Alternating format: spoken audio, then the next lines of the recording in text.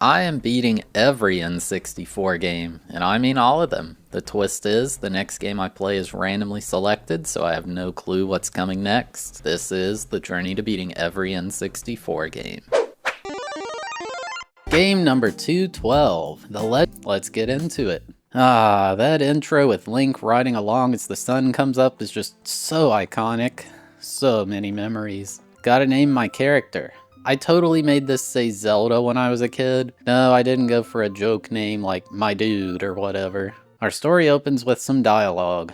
The Deku tree is speaking with us. He is the guardian of Kokiri Forest. All children here have their own guardian fairies, all except for one. There is a boy who does not have one. I struggled to read when I first played this because I was like 6 years old or something like that, so I called this place the Korkio Forest. We then cut to what seems to be Link in a nightmare. Two people ride away from the castle in distress, then a big green guy comes out after them. Link looks absolutely shocked at this guy, probably because he's green. There's a bit more dialogue where the Deku tree tells a fairy named Navi that it's time for the boy without his fairy to begin a journey. Evil is descending upon the kingdom, and it's time for us to save the world. So Navi flies off to find this boy. Now Navi is yelling at this sleepy boy to wake up. I remember not realizing this said come on and instead read it as Simon. Link eventually wakes up and begins his journey. How does he afford this house with a fancy balcony like that? His friend Saria runs up to greet him. I'm just now realizing she only has green hair. That's not like leaves around her head or whatever. So for now, all I can do is walk around. There's no jump button or anything like that in this, just good old running around. There's a girl here who teaches me about Z targeting. Tons of NPCs and objects can be locked onto with Navi, and it's the thing that makes this game feel so nice to control. Here in the item shop, one of my first orders of business is to make 40 rupees to buy a Deku shield.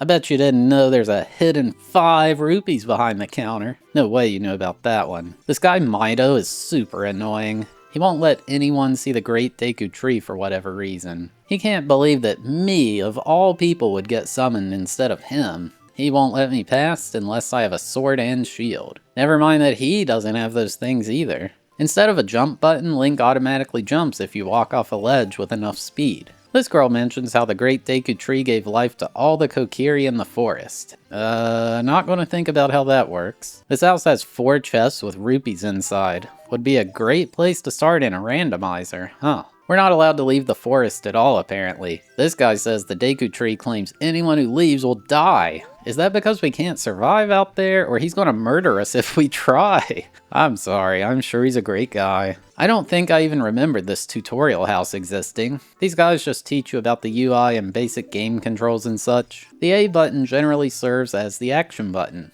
so I can enter this tunnel by walking up and pressing A. Bam! Didn't think I'd avoid this big boulder, did ya? Why are these here anyway? Our first giant chest? This animation and sound is so iconic, man. That's right, we've got the Kokiri sword. One step closer to making that Mido guy go away. I like how it says it's a treasure of the Kokiri so we can borrow it for a bit. Yeah, I ain't giving this back. And now I farmed enough rupees to get the Deku shield. I never understood why the shop owner keeps crouching like that. Maybe he's working out. Mido can't believe we've got both a sword and shield. Calling me a wimp? You're lucky I don't stab you, buddy. I can swing the sword with B now. It's just the dedicated sword button, basically. And I get my first new item, Deku sticks. These are super powerful, but I don't think we're supposed to know that. It honestly feels like a bug how strong they are in this game. I met with the Deku tree and he says he's undergone a curse and needs me to take care of it. He asks if I'm up for the task, so I'm like, yeah, nah, can't do that. He's like, perhaps you suck too much then. Maybe you should go gain some confidence first. Anyway, after agreeing, he opens his mouth and dares me to venture inside. And here we are in our first dungeon inside the Deku tree. I love these little flyover intros they do. Oh hey, our second item, the Deku nuts. These can stun several enemies, basically. Walking up to these vines, the Navi just completely stops the game to tell me about them. Now, hear me out. I think a big reason this game was so successful is because of Navi. So many of these games I've been playing have been real obtuse in what you need to do to win. Like they hide the solutions, or they just don't make sense or anything like that. Hopefully you had a friend to let you know things, or else you would be buying a strategy guide or call a tip hotline. This game, on the other hand, has Navi never shutting up, always wanting to tell you what to do and things you need, remind you of your objective. I think it's a good thing. I played Link to the Past, and I remember one part where I had to dig for an item. There was an NPC that gave me a hint on where to dig, but well, I didn't read the text box. He never repeated that line of text. Basically, what I'm trying to say is, this game really wanted you to succeed, and that seemed to be a rare thing for games prior to it. Anyway, yeah, that chest had the map in it. There's a map for every dungeon. Super helpful to navigate around. Here's the first forced shield moment. However, I was taking a big ol' sip of coffee and blew it. R is the dedicated shield button. Gotta deflect this Deku nut back at the dude to make him open the door. That floating platform looks incredibly dangerous. I'll take the vines like Navi taught me instead. And here's our first huge item pickup, the fairy slingshot. You equip up to 3 additional items to see left, down, and right buttons. This game is just designed exactly for this controller, and I love it. Now I've got a ranged attack. Locking on makes it super easy to hit these Skulltullas. And in this room I get a compass. It adds to the map, showing my location, exits to other rooms, and treasure chest locations. Great for finding everything. Lots of early stuff to talk about that will reoccur throughout the game. This is the first gold Skulltula. For killing it, you get a token. Before you ask, yeah, I'm gonna basically 100% the game in this playthrough, so this is the first of many. And the way out of this room is lighting my stick on fire to light this other torch.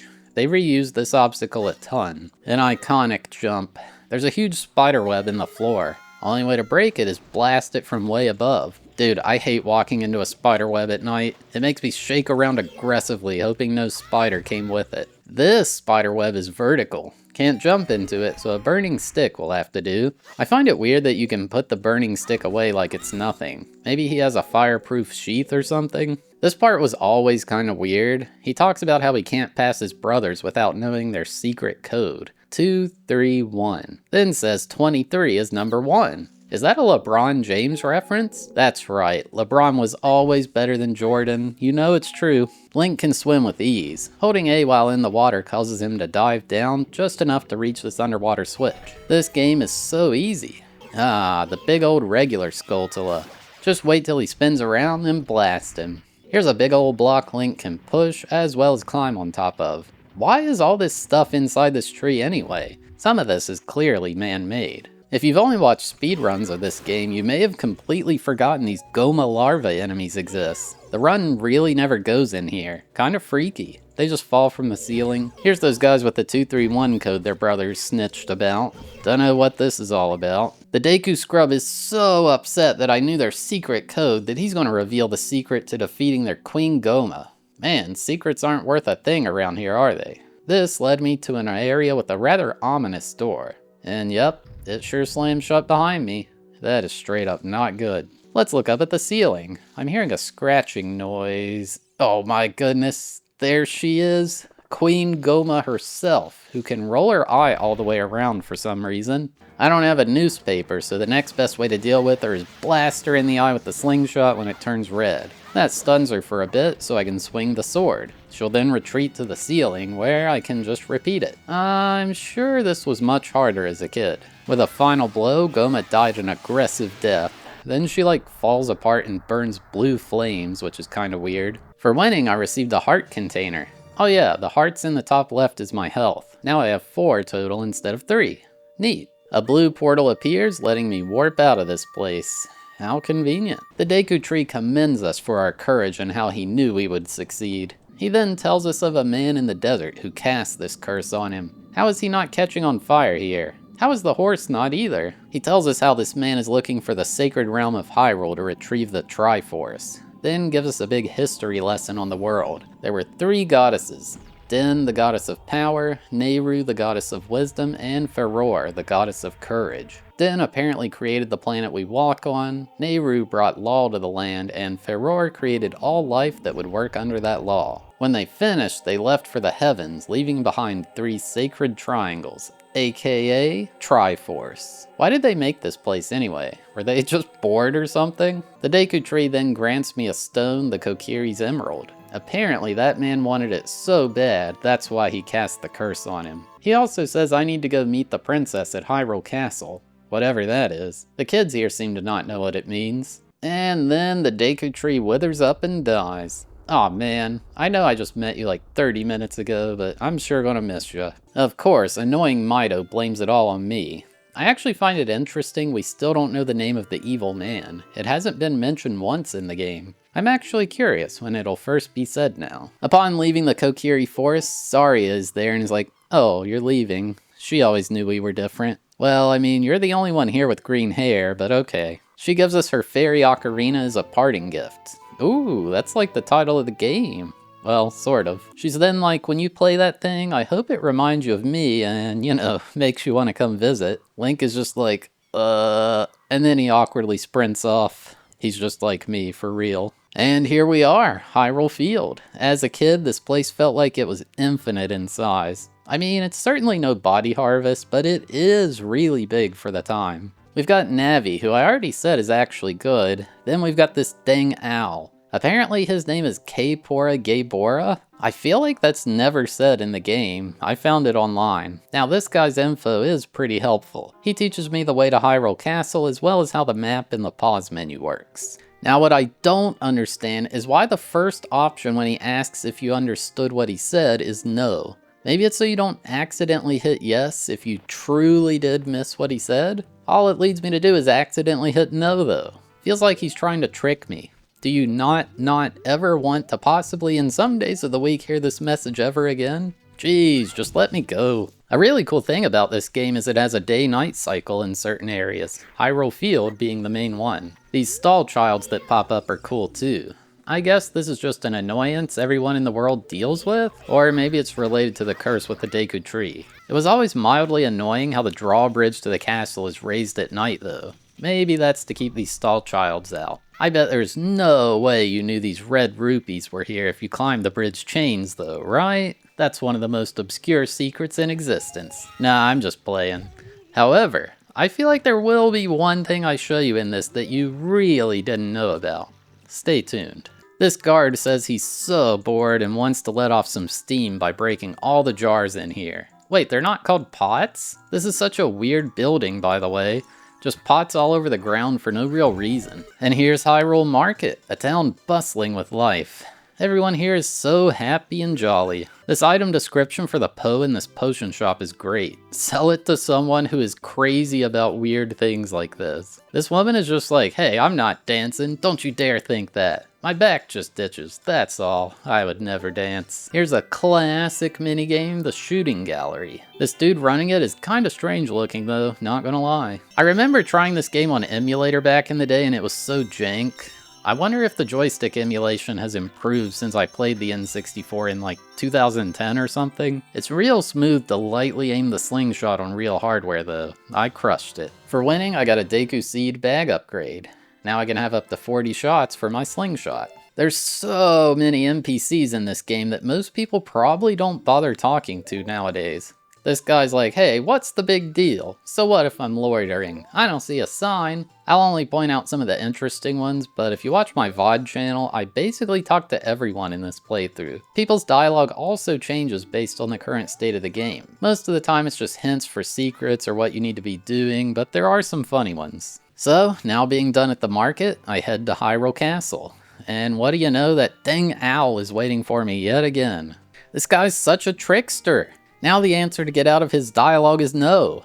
Why is he like this? And why the heck is his head upside down? Weirdo. What's the deal with this weird rock? Isn't it supposed to be giving me a hint to a certain randomizer check? Nope, wait, this is vanilla. Sorry about that. If you whack it with the sword, it tells you the time of day. Who has ever jumped down this hole? I don't think I ever noticed this door was here before. Thank you, sign, for informing me this path that clearly stops 5 feet in front of me is a dead end. I would have never known. So the thing here is we learn this castle has horrible security. I am clearly walking directly within the line of sight of these guards, but they don't seem to notice me. If you happen to get caught by them, they angrily bring you back to the entrance. What's this guy doing here? Wait a second. Blue overalls, brown hair, red shirt, and of course, the iconic big ol' belly. Is that Mario? Oh no, wait. He has no hat. Can't be him. Well, I needed to go back, so here's what happens if you get caught. Kind of aggressive. A girl is now at the entrance asking if we can find her dad. He went to the castle, but he must have fallen asleep. She gives us an egg for helping. Thanks. After waiting for a full day, the egg hatches into a chicken. Okay, so does Link just passively feed this thing and deal with it pooping everywhere off screen, or what? The game never explains this. I have to use the chicken to wake up her dad. Apparently his name is Talon, and that girl is his daughter Malin. He runs Lon Lon Ranch. Before telling me any more, he freaks out and runs off. By intelligently utilizing these milk crates he left behind, I can crawl through this water drain into the castle. Man, I probably tried to open this door so many times as a kid. Must be some kind of cut content or something. Here's a weird section where I have to sneak past the guards in a few different scenarios. As you can see, I'm really good at it. Only got caught once, you could say I'm quite the gamer. Dude, no way, that's Mario 64 in the window. I remember reading this ancient GameFAQs post about how this was the downfall of Nintendo because they put a Mario reference in Zelda. Never mind, there's now several Mario sports games, Mario Kart, Mario Party, and of course Smash Brothers. If you shoot your slingshot at this other window, a guard shows up saying not to cause any trouble. Then he just throws a freaking bomb at you. I just shot a slingshot, man. Calm down. Alright, time to progress the story. This is the princess we've been looking for. She's shocked to see us, but then notices our fairy. She's like, "Do you have the spiritual stone of the forest?" I'm like, "Nope, not me. I'm here to murder you. Sorry." Unfortunately, they didn't implement that branch of the plot, so I'm forced to say yes. She says she had a dream that a boy with a fairy carrying that stone would help her. Then she remembers she needs to introduce herself. She is Zelda, Princess of Hyrule. This is where you become very confused as a kid if you named your file Zelda. She trusts us so much she wants to tell us a secret passed down through the royal family. I have to promise to keep it to myself though, to which I said absolutely not. She's like, "Oh, come on, don't be a blabbermouth." For some reason, she still trusts me even after that mishap, so she continues on. She mentions the three goddesses just like the Deku tree said and how they hid the Triforce somewhere within Hyrule. What we didn't know before is that whoever finds the Triforce will be able to make any wish come true. Of course, if someone evil were to find this thing, that'd be bad news for all of us.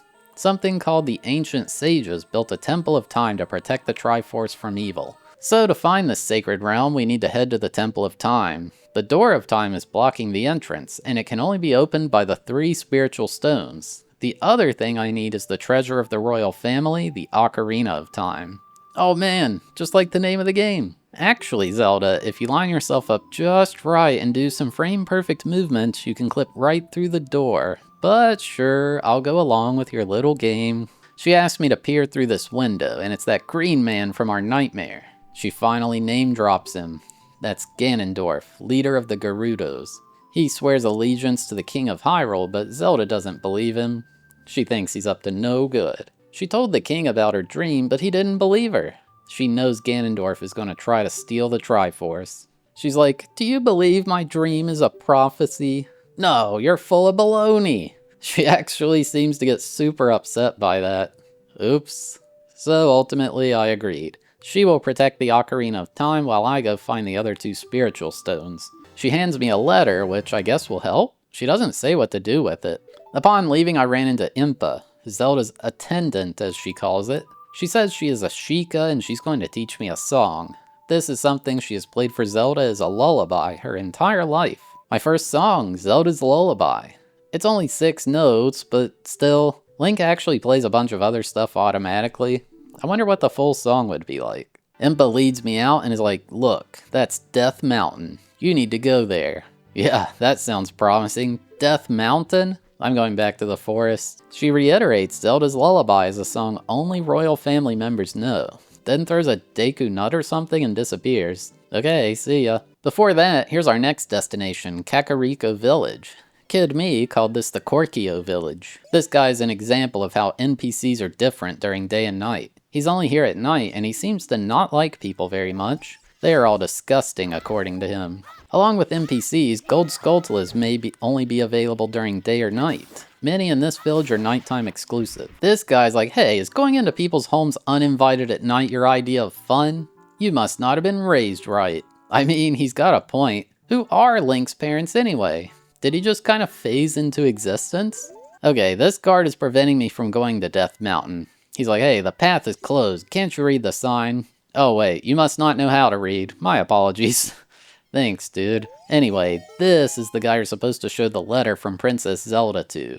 All it says is, this is Link. He is under my orders to save Hyrule. The guard starts making fun of both of us, which, yeah, that's not a very convincing letter. But he lets us through anyway. He then goes on a tangent about a new Happy Mask shop that opened in Hyrule Market. He says his kid keeps bugging him to buy him a mask from there. Yeah, sure, you're a kid. It's okay if you want one, don't be ashamed. Taking a detour to the back of the village, here's the graveyard. I don't actually have to come here for now, but, well, I did anyway. Apparently all the Sheikah who founded this village are buried here. It seems only Impa is left. Just a bit of casual grave robbing. Don't mind me. Down in the grave, which is massive by the way, is a chest containing a Hylian shield. I ain't paying no 80 rupees. There's a free one next to this dead guy. Something I really didn't know about is you can examine these graves in the back. These are the Royal Composer Bros, and it's a special model of Poe. I'm confident I haven't seen this before. That's pretty cool. Killing him dropped a spirit. He says he and his brother were studying how to control time via tones from ocarinas. They finished their research, but then the evil Ganondorf learned about it, so they took their secret with them to the grave. That's pretty neat. Some lore I never knew about. Behind those guys is the tomb of the royal family. I don't know why, but I feel compelled to play Zelda's Lullaby here. Something wild about that thing for sure. It caused some lightning to strike down and blow up the grave. Sorry, dead royal family members. Oh, I killed the other brother and he gives you the hint about playing the song on the Triforce mark. Well, there's how you're intended to figure this out. I went into the royal tomb and there was a skeleton telling me to get lost. Never knew about that one. Further in and it was filled with poison for some reason. And oh man, it's re-deads. These things were terrifying as a kid. Luckily, I didn't get bit here. What we're really after here is the Composer Bros melody in the back, the Sun Song. This is a massive quality of life and also needed a few times. It can instantly change the time from day to night and vice versa. Now, you may be wondering why I'm hitting this chicken with my sword. Well, first of all, they're called Cuckoos in this game. And second of all, because it's fun. You see, blasting a Cuckoo with your sword causes them to make a war cry, and then you just constantly get attacked from them from all directions. Like, who the heck at Nintendo came up with this idea? It is so random, but I love it. I narrowly survived. That was a close one. Imagine my first death being to Cuckoos. Alright, here's this guy Dampe who runs the graveyard. He acknowledges his face is freaky, but he wants me to take part in his side hustle. Treasure hunting in the graveyard. Well, okay. If you've watched a 100% speedrun of this game, you know this guy's where runs go to die. Basically, you prompt him to dig at one of the mounds of dirt on the ground. There's a chance for him to give a piece of heart. If not, well, you need to have him move very slowly, pacing around. Unfortunately, I ran out of cash before finding it this time. Hey, here's a hut with Dampe's diary. He mentions how he dug and found a treasure that stretches and shrinks and he'll never give it to anybody. Huh. He plans to take it with him to his grave, I guess.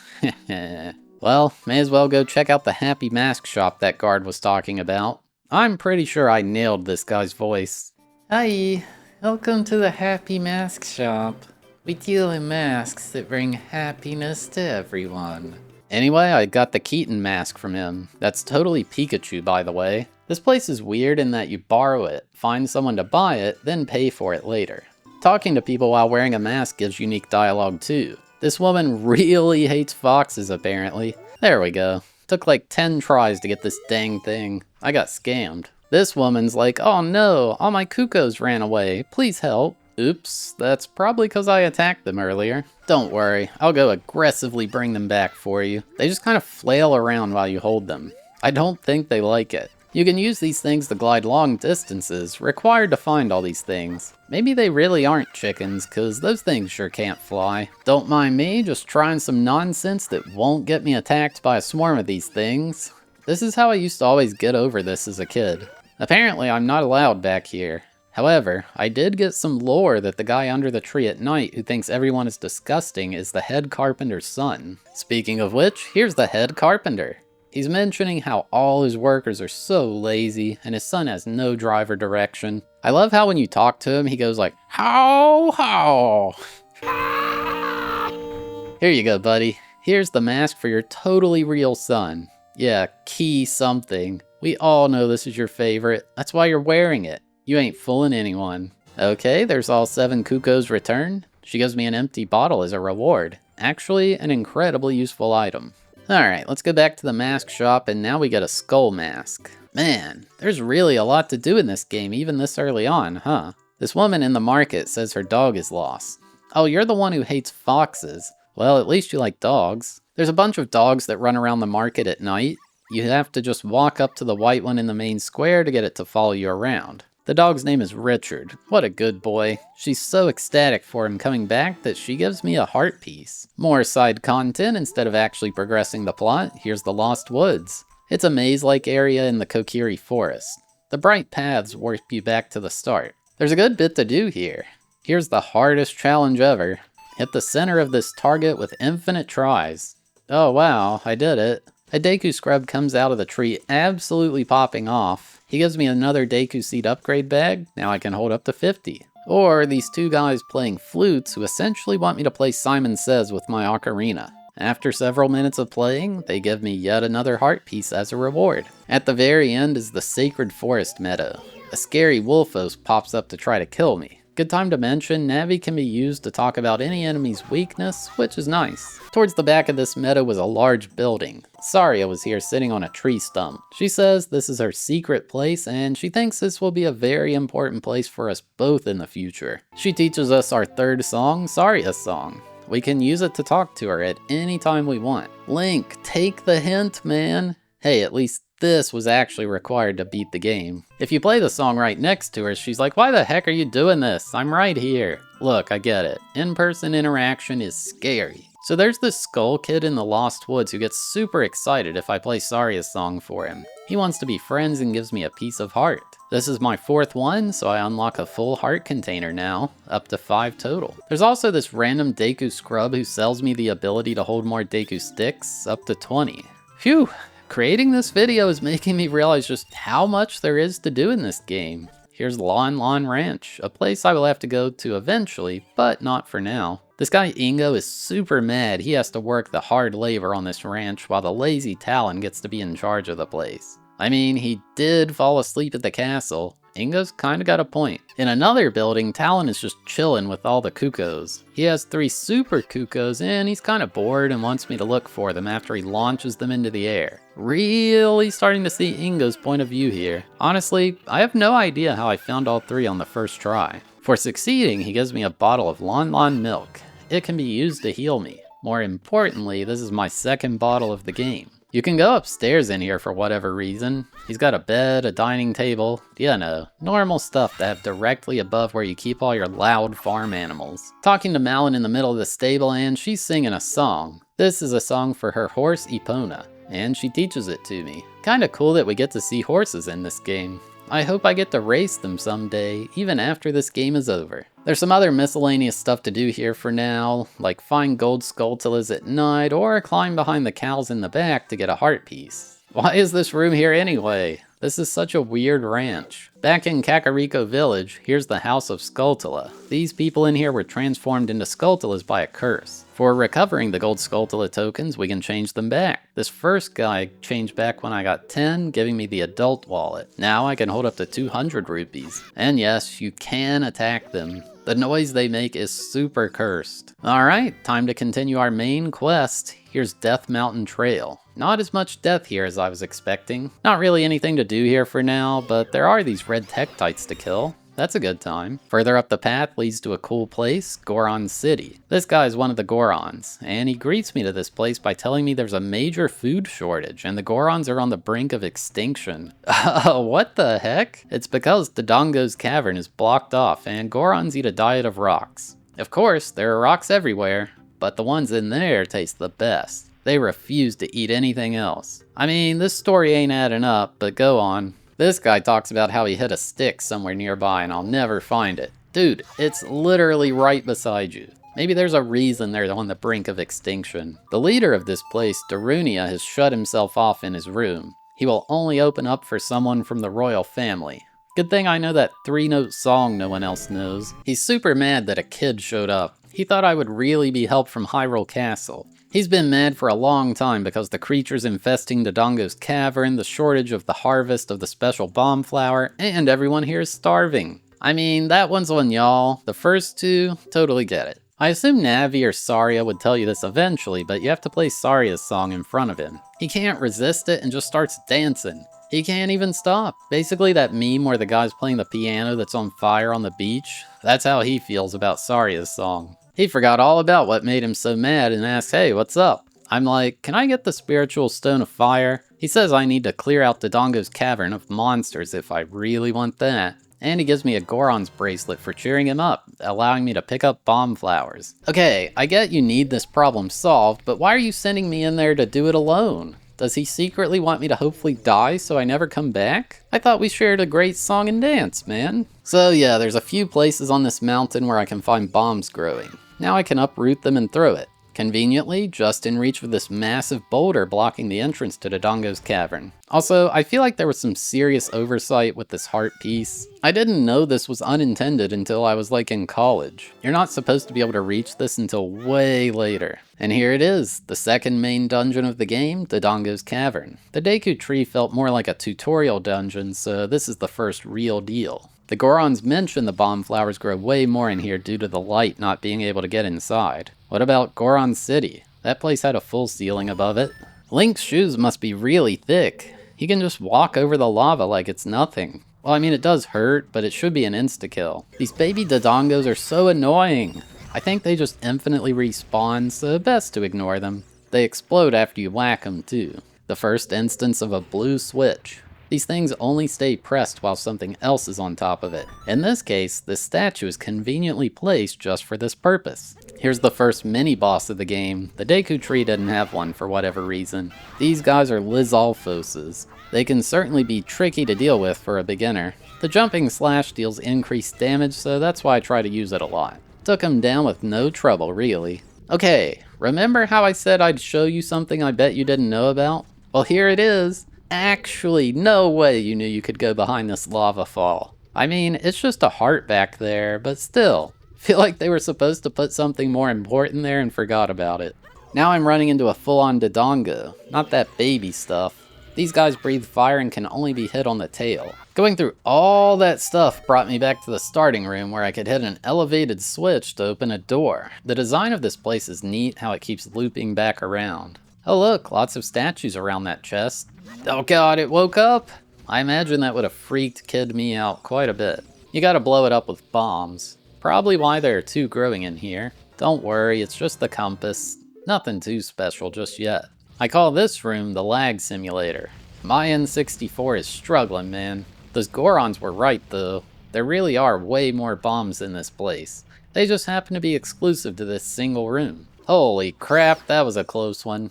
These fire bats burn your Deku shield to a crisp if they hit you. That would have made me very upset. Dude, this part is actually impossible. You gotta time the throw to where the bomb explodes right when it's near this wall. No one ever gets that first try. More Lizalfos through here, except we're now on these orange sponge cake thingies. Come on, they totally look like that. Here we have it, the big ticket item of this place, the bomb bag. Finally, I don't need to rely on those stupid plants anymore. Basically, you usually get one big upgrade in a dungeon. The Deku trees was the slingshot. Now I get bombs wherever I want. Love this. This platform going up so high serves no purpose other than a shortcut to get back up here. It would suck so much without it. I really like this puzzle solution. There's a tablet nearby saying how when the dragon's eyes glow red, the way will open. So you've just got to drop bombs from a bridge into this big fella's eyes. A couple more puzzles here and it was time. The infernal dinosaur, King Dodongo. Basically, he's really sleepy and yawns a lot. When he does, he opens his mouth super wide. When that happens, toss a bomb inside, then he gets stunned. Get him with the sword and he'll get so excited he rolls around a bit. After doing that a bunch of times, he was dead. Easy peasy. Kind of brutal watching him slowly sink into the lava though. His head and hands are a permanent fixture here now, returning to nature or something like that. Darunia was waiting for me outside. He's ecstatic because now all the Gorons can eat rocks to their heart's content. He believes this mess must have been caused by that Gerudo guy Ganondorf. He then says we are to become sworn brothers. He now trusts me enough to give me the spiritual stone of fire. Heck yeah, thanks dude. He remarks about a great fairy on top of Death Mountain and how I should visit her. Then some Gorons offer to give me a big hug. Link doesn't like physical touch, so he just runs away. I found a cow in a random hole on the way up here. I played Epona's song and she was like, "That song reminds me of my pasture. I'm so happy, I just want to produce so much milk." Further up the mountain and it gets more dangerous. These falling rocks happen presumably from volcanic activity. You're supposed to use the Hylian shield to protect yourself, but like, you can easily damage boost. Hey look, it's the Great Fairy of Power. I can see why Darunia said I should come up here. This is definitely the place to be if I just like the aesthetic. She gives me the ability to use magic as well as a new attack with my sword from it. The owl getting a rare win here. He's waiting on me to bring me down the mountain. Good quality of life here, folks. What the heck? He just drops me on some person's roof in Kakariko? Thanks, I guess. But actually, this is how you get into this prison cell with the cow to obtain the heart piece. Why do these people keep a cow in a prison cell? How did it even get here? As long as it's happy. With my own bombs, I can now free this poor shopkeeper from his prison. Like, he's just been walled in there the entire time. No one thought to check on him? I can also throw a bomb into this weird gigantic pot in the middle of the city. Whichever dev had this idea, good job. I got a heart piece as a reward. I also found this gigantic Goron chilling behind like 4 bombable walls. He's making something real cool, but I've got to wait 5 or 6 years. Wait, what? I don't have that kind of time. The commenters will have my head if I take that long to put this video out. There's also this guy rolling around having a good old time. I'm just gonna blow him up. To be fair, he did post a sign challenging someone to try, so he gives me a bigger bomb bag, up to 30 held now. These rocks are a different color, and the bombs don't work on them. Wonder what's up with that? Maybe stronger bombs in the future? At least I get a gold Skulltula for my troubles. Now that we've progressed the game a bit, the Bomb Chew Bowling Alley is opened in Hyrule Market. I love this NPC. She gives off the vibes of the shop owner in Hollow Knight who goes like, Bapa Nada. Paying 30 rupees lets me launch some bombs at these targets. This is actually such a strange business establishment if you think about it. Hitting the one on the side is way too hard. I imagine there's some easy, consistent way to do it, but, well, I sure don't know it. And then on the third one, there's just this massive cuckoo that's always in the way. Why do they have these things in the way of bombs anyway? This is a horrible obstacle to use. Someone needs to shut this place down. For winning, you can get both a heart piece as well as the biggest bomb bag upgrade. Can hold up to 40 now. If you move into the loading zone from the top of this bridge, Link clips out of bounds into the abyss. Took a detour back to Lost Woods. The Skull Kid here wants to buy this skull mask off me because it just looks so cool. He only gave me 10 rupees though, so I kinda got scammed. It cost me 20. Also found this Deku scrub in a hole to upgrade my max Deku nuts to 30. I went back to the mask shop and took the third mask, the spooky mask. I think it's supposed to be a redead. Now with bombs, I can break this rock I saw in Hyrule Castle and crawl in. The Great Fairy on Death Mountain told me about her friend near the castle who had something special for me. Aw man, it's only Din's Fire. Well, that's still pretty cool, I guess. Mostly good to use as a utility spell. Next, I took the spooky mask to the graveyard. The weird kid that plays here in the daytime really wanted it. Stay away from him. Here's how Din's Fire works. Link just slams into the ground and a huge half sphere of fire pulses out. Honestly, a cool animation. More importantly, it can light things on fire like these 2 torches. All the chest gives is some bombs, not very useful. Alright, let's continue on. Heading over to Zora's River and the owl is chillin' waiting on me. He's like, hoo-hoo, Zora's domain lies ahead. They only let royal family in, so, you know, play the one song. Oh yeah, here's that special sword attack I got from the first Great Fairy. It's mostly useful for clearing out grass or pots like this. Okay, here's a guy who really understands supply and demand. He's selling some magic beans that it seems he's eating out of the bag? Anyway, he notices no one really wants them, so he tries selling them to me for the low price of 10 rupees. What a steal! But then, if I talk to him again, he raised the price to 20, then 30, 40, and so on. It's a bold strategy, but he must know I really need these things. Lots of money farming in my future. At the end of a river is a waterfall. Playing Zelda's Lullaby makes the water spread away to reveal an entrance. I mean, I jumped through a lava fall earlier. Don't see how I can't get through this. Here's one of the coolest areas in the game, Zora's Domain. I don't know, just something about the vibe here. An area full of water, the music fits so well too. Oh yeah, I guess I'll talk about the graphics and audio. The graphics are solid. I think it's more of an art style thing. If an average person thinks of N64 graphics, they probably think about either this game or Mario 64. I definitely like the low poly look of this more than like the characters in Final Fantasy VII or something like that. The music in this game is just peak. So many classics here. I think Gerudo Valley has transcended the game and just become a song many people like to listen to. Honestly, I just love this place's music the most, I think.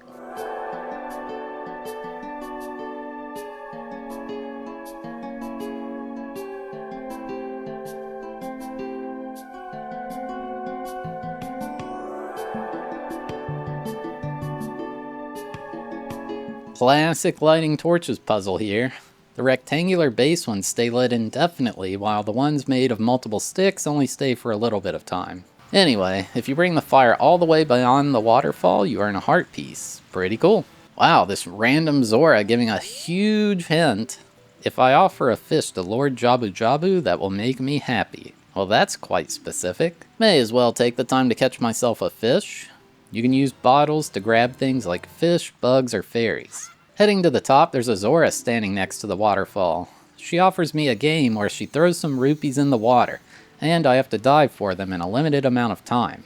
I really like how Link actually does a dive when he jumps from here. I don't think that happens anywhere else in the game. For succeeding, she gives me a silver scale. Now I can stay underwater twice as long when diving. Heck yeah. Let's play again. Oh god, no Link, watch where you're diving! Well, good thing this is a video game and not real life. With the deeper diving, she throws some of the rupees into the deep segment of water. Sometimes this game feels like a Metroidvania, unlocking new abilities to access new items and areas. At the top of the domain is King Zora. He's very worried right now because his daughter Princess Ruto has gone missing. He won't even acknowledge my existence, he's so stressed. So instead, I use my new silver scale to dive way down into this hole. Where does it lead? Why, Lake Hylia, of course. Not sure how Link didn't drown on the way through though. Maybe the hole's a portal? This here is Pierre, the wandering scarecrow. He wants to know if I know any cool tunes, and boy do I. I whipped out my ocarina and he started popping off. I just spammed C down and he loved it. I agree, it's a great song. I actually couldn't remember how to progress here, so I went back to Zora's River to grab a couple heart pieces with a Kuko. Another full heart, up to 8 now. I'd also unlocked a shortcut to the Lost Woods with a scale. That's pretty neat. There's also a shortcut to Goron City in Lost Woods too. This was the first time I was stuck. I tried hitting him with a bomb, a slingshot, Den's fire, and nothing. I did learn there's some wasp nests in this chamber though. He should probably take care of those. Those are real scary. Oh, that's right. There's a bottle with a letter in it just next to that warp to Lake Hylia. Now I could bring the letter to King Zora and that got his attention. Apparently, Princess Ruto wrote this informing him she was inside Lord Jabu Jabu. He's shocked because Jabu Jabu would never eat his daughter. However, he's noticed since the evil guy Ganondorf showed up, Jabu Jabu has been acting strange lately. He offers to let me pass and investigate, and I can keep the bottle too. Then comes the best scene in all of Ocarina of Time.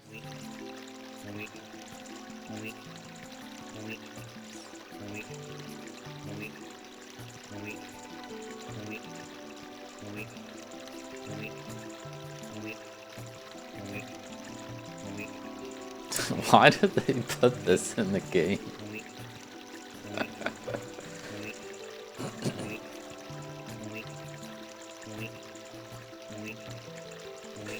It's like, who has this idea? I mean, who's like, yeah, let's make him scoot like an inch every weep sound.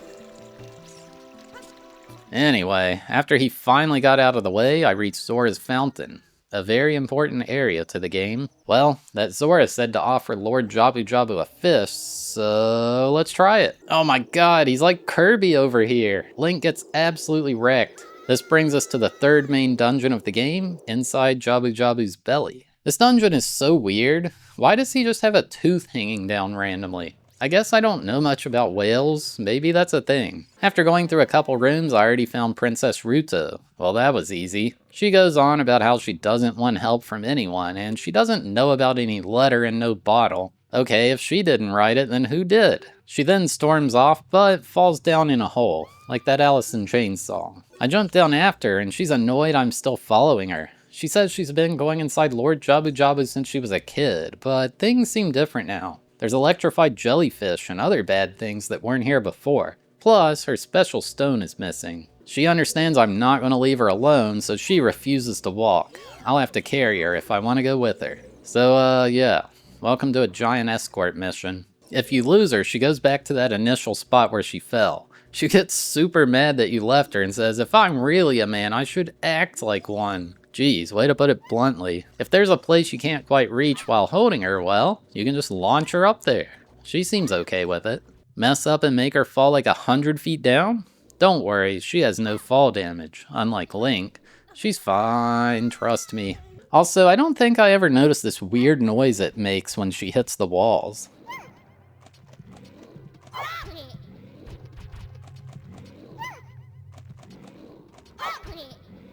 Delving further in, and here's a switch that can only be pressed if enough weight is on it. Link alone is not enough, so good thing I'm holding someone else. In here were these weird stingray things that would embed themselves in the ground. I like how she's just sitting there not even watching me have this epic battle. Come on, where's your sense of adventure? Huge upgrade here, the boomerang.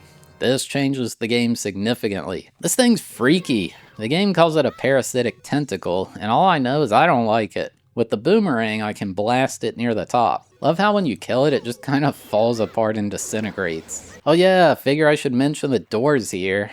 They're not doors at all. More so, pieces of its digestive tract opening? I don't know. It's gross though. The main thing the boomerang is good for though is to retrieve items. There have been so many Skulltullas tokens that I couldn't reach so far, and now they're easy. Check out this wobbling weird red thing. That's supposed to be an ulcer or something? There's not really even a reason to ever go in here. Just some pots with rupees inside. So killing those tentacles removed these pillars that were blocking certain areas. Had to jump down a hole and Princess Ruto recognized this as her mother's stone. She says Lord Jabu randomly swallowed her, so she got scared and dropped it. Now that she's got it, time to go home. Before I could reach her though, the platform raised. Uh-oh. When it came back down, that definitely wasn't her. Instead, this is the mini-boss of the dungeon, Big Octo. The platform in the center is spiked and it spins around. I just have to run around and whack this thing in the back. The boomerang can stun it. Even if I suck though, when it damages me, it will turn and run the other way, giving the opportunity for a free hit. I kicked its butt and went up to the top, but Princess Ruto was nowhere to be found.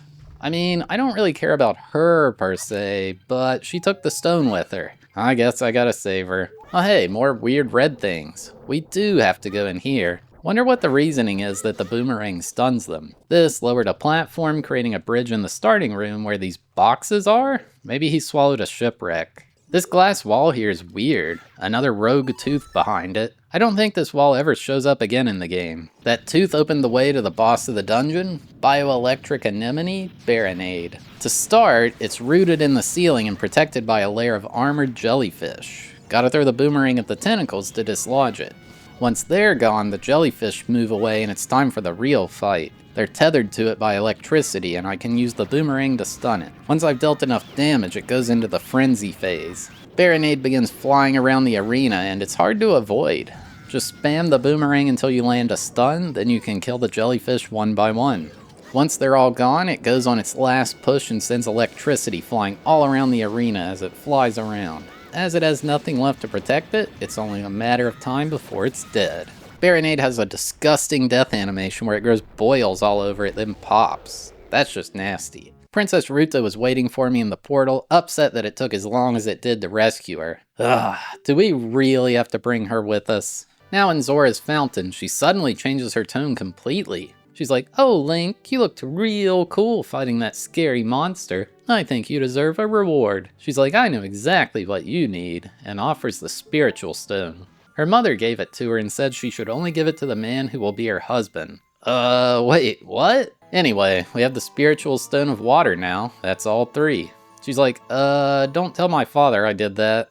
Oh god, what have I gotten myself into? I headed straight for Hyrule Castle to tell Princess Zelda the good news. Couldn't help but notice the sky darkening as I approached. Wait a second, I recognize this. This is the exact same as the nightmare at the start of the game. This time though, Zelda throws something blue into the castle moat. Ganondorf then rolls up, just like expected.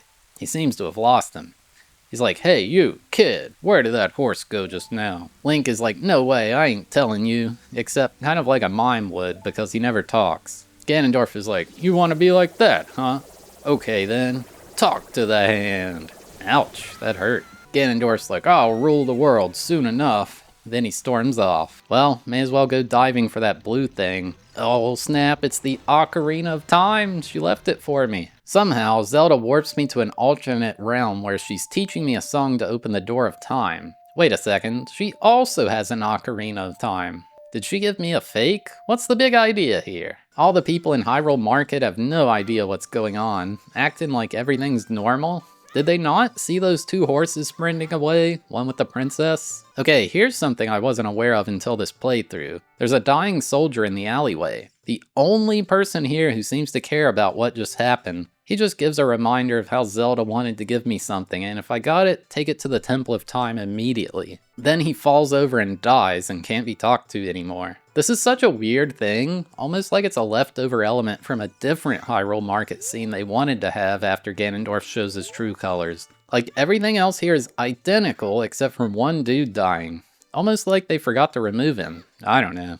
May as well bring back the payment for the spooky mask while I'm here. Now I can pick up the bunny hood. There's still time to have fun even when the kingdom is being overthrown. The Temple of Time is just up a low staircase in the market. I went inside, walked up the door, and played the Song of Time. All 3 spiritual stones floated overhead and were placed on the altar. The Triforce above the door lit up and it was open. There was a massive altar with a sword and a pedestal here. Navi somehow knows this is called the Master Sword. No idea where she learned that. This is such an iconic scene. Link pulls up the Master Sword and some kind of wild magic's happening around him. In a hugely unexpected twist, Ganondorf was there waiting for him. He says he thought we might have the keys to the door and was following us. Now, he has access to the Sacred Realm and he's got us to thank. Well, I then found myself in a completely new world.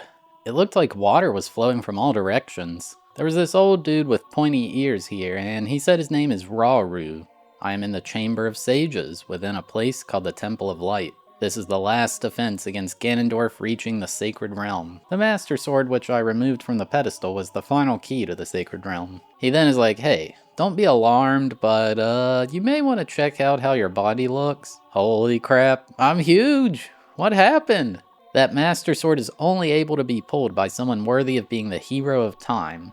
However, I was much too young to be able to use it, so this Rauru guy sealed me in this chamber for the last 7 years.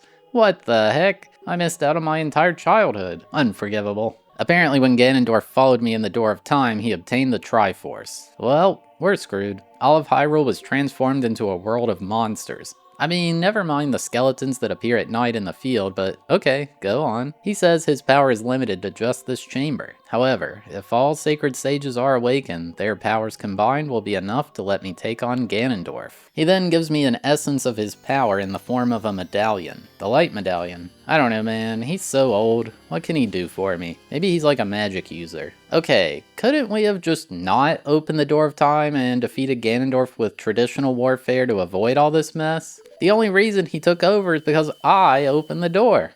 Whatever. We're then warped back to the Temple of Time where someone is waiting there for me. This person informs me that the evil in the world has caused the sages in the 5 temples to need to be awakened. One in a deep forest, one on a high mountain, one under a vast lake, one within the House of the Dead, and one inside a goddess of the sand. He says his name is Sheik, survivor of the Sheikahs. One of these sages is within the forest, and I may recognize her. However, I can't even reach the temple currently, so Sheik suggests I go to Kakariko Village. Ah, jeez. Death Mountain is looking scary over there. And all those people who were hanging out in the market are now dead. Well, they're re-dead, but you get the idea. God, this place was terrifying as a kid. The house near the gate also now has this very creepy person running it. They say this is the only ghost shop in all of Hyrule. The hatred of dead spirits is compressed into a thing called a Poe, and they will pay big money if I bring them any. Think I'll pass. At least Kakariko Village seems to be alright. Also, why is this guy's text clipping out of the box? I've never noticed that before. Oh hey, I reached 20 gold Skulltullas tokens by now and unlocked my next reward, the Stone of Agony. If you have a Rumble Pack, this will vibrate when you're near a secret. Not gonna lie, I still don't own one of those. I just never thought it would be useful, but I forgot it actually does help in this game. Good thing we've got YouTube guides. Well, even in adulthood, I've managed to get myself another Kuko egg. Also, why is this woman at the pen not aged in this 7 years? She's identical. Must be a good skincare routine. There's a door under the windmill in town. I like how it just shows a question mark when you enter. There's a guy in here playing a phonograph, which is super weird if you think about it. When I pulled out my ocarina, he's like, "What the heck? You've got an ocarina?" I'll never forget the song that dumb kid played in here 7 years ago. He messed everything up. This was actually the way to learn the Song of Storms. He's like, "Oh god, why did you play the song?" Now it's just storming aggressively in there and the windmill's going at max speed. Hey, it's Talon in this random house. What's he doing sleeping here? I went into a grave I found previously and played the Sun Song. That caused a chest to spawn, weirdly directly under my feet. Never seen that happen before. Just a heart piece inside, nothing crazy. I went into another grave and, isn't that Dampe?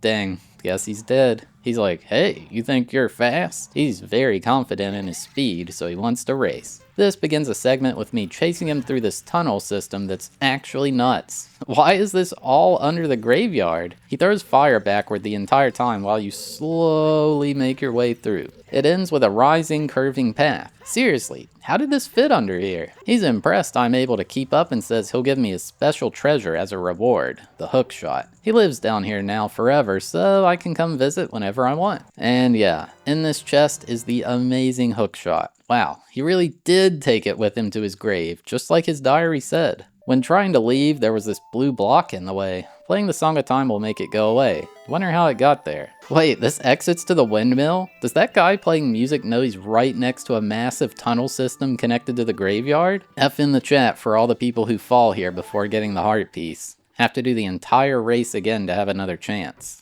Well, you've got to do the race at least twice anyway. Finishing in under a minute rewards you with another piece of heart. This guy is still the same as ever. He's like, "Why are you barging into people's houses? Let me talk to your parents." That cow is still being held in the prison cell, by the way. If you've watched old speedruns of this, you've probably seen people running backward like this. It's much faster than just running forward. Nowadays though, they do this like super speed tech with bombs, some kind of glitch. Hey look, it's Ingo. He says some people in Kakariko have been spreading rumors that he cheated Talon out of ownership of the ranch. That's a load of hogwash. He's the hardest worker around and he poured all his energy into this place. I mean, I kind of agree. Ganondorf apparently awarded the ranch to him and he's training up a great horse for him. Then he offers me 10 rupees to ride around on them. Good thing I know Epona's song. She hears it and instantly comes running. I can ride around with the joystick and press A to do a speed boost, which is represented by a carrot for some reason. After riding around a bit, he offers to let me race him for a wager of 50 rupees.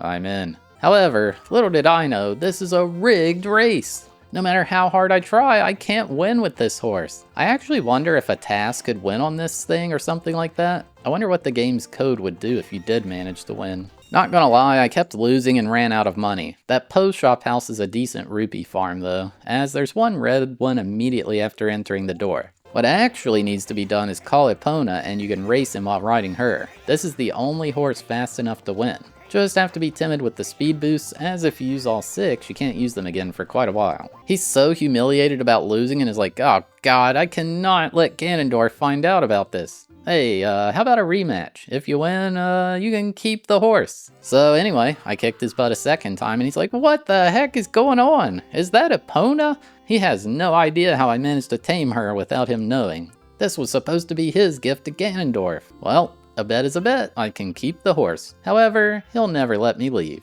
I mean, I have the Master Sword, I could just kill you. The devs didn't program that though, so instead I think I'll jump over this wall. Good enough for me. From now on, I can call Epona in Hyrule Field. She is way faster than running around. Well, unless you know that bomb glitch thing. I'm back in Kokiri Forest, and things aren't looking good. There's enemies all over the place. What is going on? This guy's like, huh, you weren't bothered by all the meanies out there. It's too dangerous, so he just stays inside this house forever. Wait, how does he eat? And this place definitely doesn't have a bathroom. Actually, I don't think there's a single one in this entire game. That's something I think about in video games, you know? What do people do about that? Where's the world building? I made my way to the Lost Woods, and one of the paths was being blocked by Mido. He said no one is allowed through. So I whipped out my trusty ocarina and played her song. He's like, oh wow, you must know Saria. Something about you is familiar. Yeah, maybe it's the Blue Fairy? You ever think about that? Now in the Sacred Forest Meadow, there are these large moblins guarding the pathways to where Saria hangs out. They have spears and are just widely charge at you if they see you. The hook shot takes care of them, just have to make sure it's in the back. At the end is a big moblin with a club. He slams it down, sending a burst of wind forward. Quite scary. Making it to the back, Saria was nowhere to be found. That Sheik person jumped down from above. What's up with him, anyway? He gave me this big spiel about how the flow of time is cruel to all. Many things left as memories. Then pulls out a harp and is like, hey, play this song. This teaches me the Minuet of Forest. Now I can warp back to this location whenever I want. Warps are so clutch for this game, way less walking around. The reason I need the hook shot is the stairs to this place are broken. Luckily, the overhanging tree makes for a perfect surface to latch onto. This brings us to the first adult dungeon of the game, the Forest Temple. I was immediately greeted by two wolfos trying to kick my butt. Unfortunately for them, I kicked theirs. I moved along into a huge open room. There were 4 colored torches in the center next to some kind of lift. 4 Poes appeared and took the flames with them, causing the elevator to descend. Here's a new type of enemy. They're called bubbles for some reason. Just have to blast it with the hook shot to get rid of that flame. The size of the blocks have certainly increased. It's not just Link that got bigger. I just had to push the block into a hole to create a climbable ledge. Notice the yellow arrows on the ground? People complaining about yellow paint in Resident Evil 4 Remake. Ocarina of Time was way ahead of the game. Climbing up further took me to another block. Another hole to drop it into. Don't worry, there's yellow arrows here too. The door at the top was locked, so guess we ain't going that way. I went a different way and came to a dead end where 2 Skulltullas appeared. These guys are just like the Lizalfos from Dodongo's Cavern, except they hit way harder and they have a shield to block attacks. Best way to deal with them is wait till they attack, dodge, then immediately hit back. Beating them caused a chest to appear, giving a key. Okay, let's go back to that other place. The lock on that door is so aggressive. Bit overkill, don't you think, Ganondorf? This next room is wild. The hallway's all twisted, which Navi makes sure to let us know about. No way I would have noticed without her. This room used to scare me so bad. A shadow appears over your head, and if you don't move, you get warped to the start of the dungeon. These wall masters are such a pain. Again, a locked door though, so not this way. I went to a different room with vines everywhere.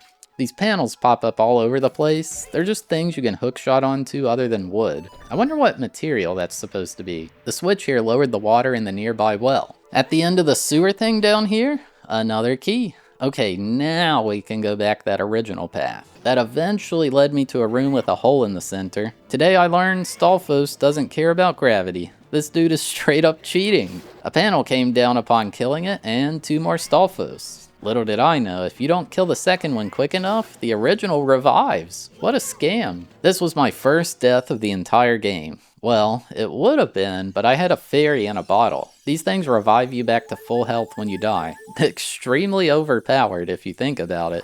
Killing them gave me a massive reward, the fairy bow. We're upgrading left and right. You might notice some of the items in my inventory are grayed out. Those are exclusive to being a child, while other things like hookshot and fairy bow are restricted to adult. The others are usable regardless of age. Now with the bow, I can blast these pictures with Poes on them, causing them to burn up. If I get too close, the Poe warps somewhere else. Upon hitting the final one, the Poe's revealed and runs to the bottom. Basically, these things disappear while the torch they hold spins around. I just kept shielding it over and over until it came back. Then I could blast it with the bow. Killing it just gave me a chest with a compass inside. In a nearby room with similar structure was the red Poe. Again, kicked its butt. This time got a key as a reward for killing it. Now with the bow, I can shoot these eyes I've been seeing around the temple. This is required because the slingshot's just a kid's toy. I couldn't do it before. This other eye just before the twisted hallway seemed to straighten the entire thing out. And yeah, it did work. This place is completely different now. Now on the floor in the next room was an ornate chest. This contains the boss key. Each adult dungeon requires keys to progress, but a special boss key to access the final boss. You can see now in the entrance area, the blue and red torches are all lit again. Just need 2 more, I suppose. Further in, and here's a floor master. This one doesn't swoop down from the ceiling, it just challenges you to a fair fight on the ground. Upon killing it though, it splits out into 3 smaller ones. I believe if you don't kill them fast enough, they grow back into the big one. I wonder if you could just farm these to grow a ton of them. That gave a key, which led to a room with gross pink stuff under some rotating platforms. There was an eye on the right side, but it was completely frozen. I imagine you're supposed to learn here that you can shoot an arrow through a flame to put it on fire, but couldn't you also just use Din's fire here? This eye twisted the hallway into yet another configuration. Now I can jump down this hole, which is now on the floor, taking me to a room with a chess pattern. This is a reference to how Ganondorf loved to play chess against Princess Zelda before he turned evil. Trust me, it's canon. This area is pretty cool though. The ceiling keeps slamming down and only certain tiles are safe. You're able to just kind of chill to wait and find out which ones are safe to stand on. This leads to where the green Poe is hiding. This one weirdly drops a bunch of cubes down, which I have to rearrange to make the picture of the Poe.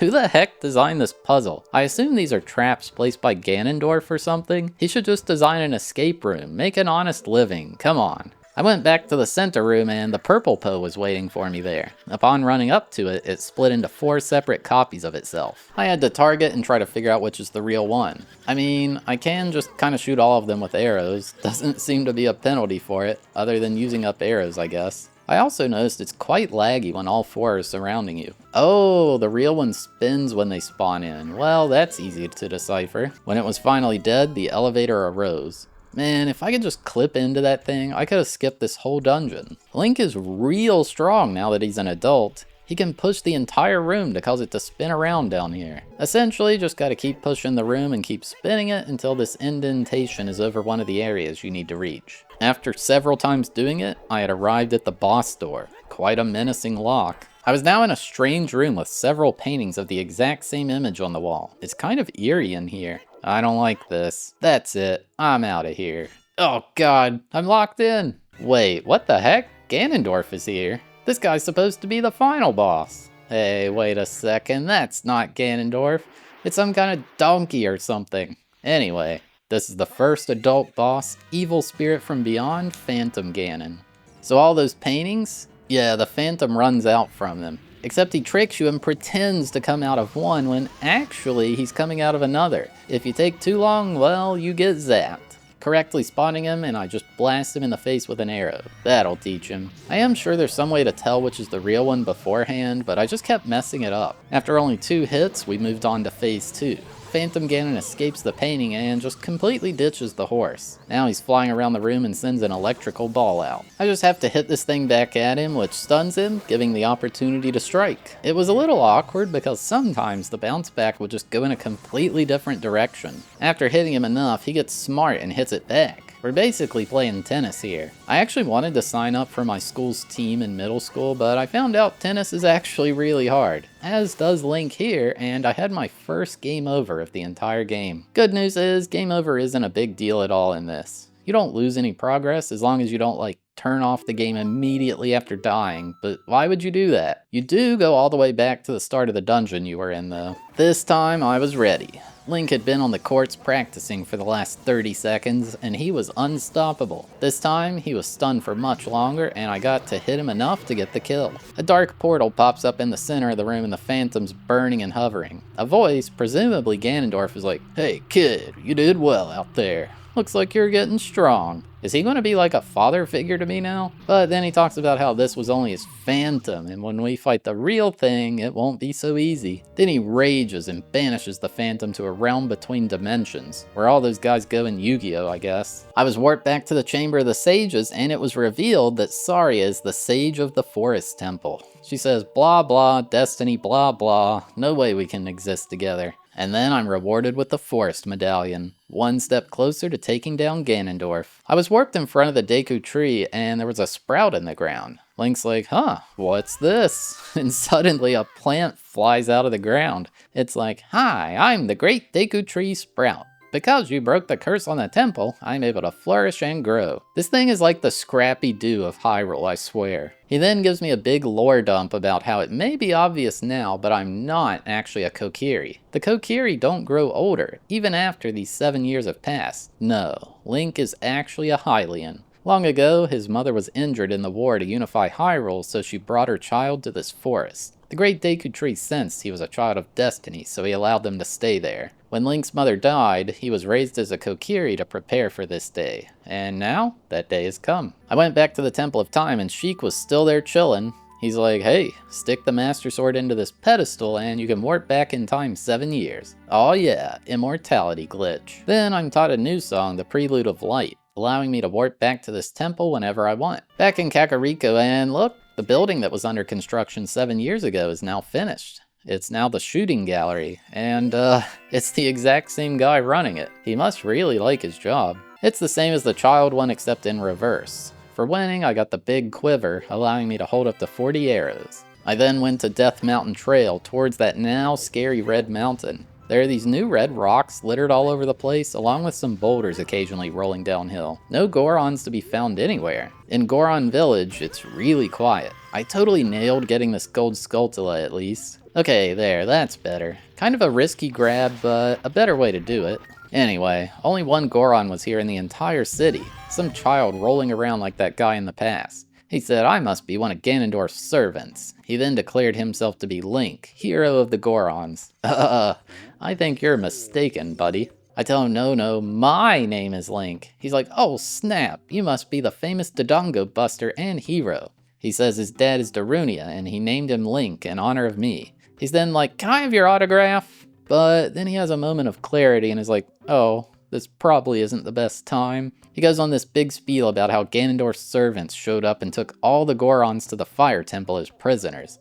Darunia went there all alone to try to save them. Then he talks about how there's a dragon living there named Volvagia. And there's a story passed down through generations of Gorons about a hero who smashed Volvagia using a big hammer. He begs and pleads for me to help and gives me a Goron tunic to help too. Hey, what the heck? The shop owner's still here. Dang, that Goron tunic is 200 rupees. Glad I got it for free. Now that I'm big and strong, I can pull this statue that's behind where Darunia was standing originally. It leads to deep within Death Mountain Crater. If I don't equip the Goron tunic, I can only stay here for a short time, but with it, I can stay as long as I'd like. If you fall in the lava, well, you should die. In this instance though, the devs were generous and just make you respawn back with 1 heart missing. I found a broken bridge, used the hookshot to get across, and what do you know, Sheik shows up. He teaches me yet another song, the Bolero of Fire. Yet even more in the list of quality of life teleports I've gained access to. Down this massive hole here is the entrance to the second adult dungeon, the Fire Temple. Right away, I found a Goron hiding in prison, weirdly next to the ornate chest. He's like, please don't eat me, you'll get a stomach ache. In the next room, I found Darunia standing next to the boss door.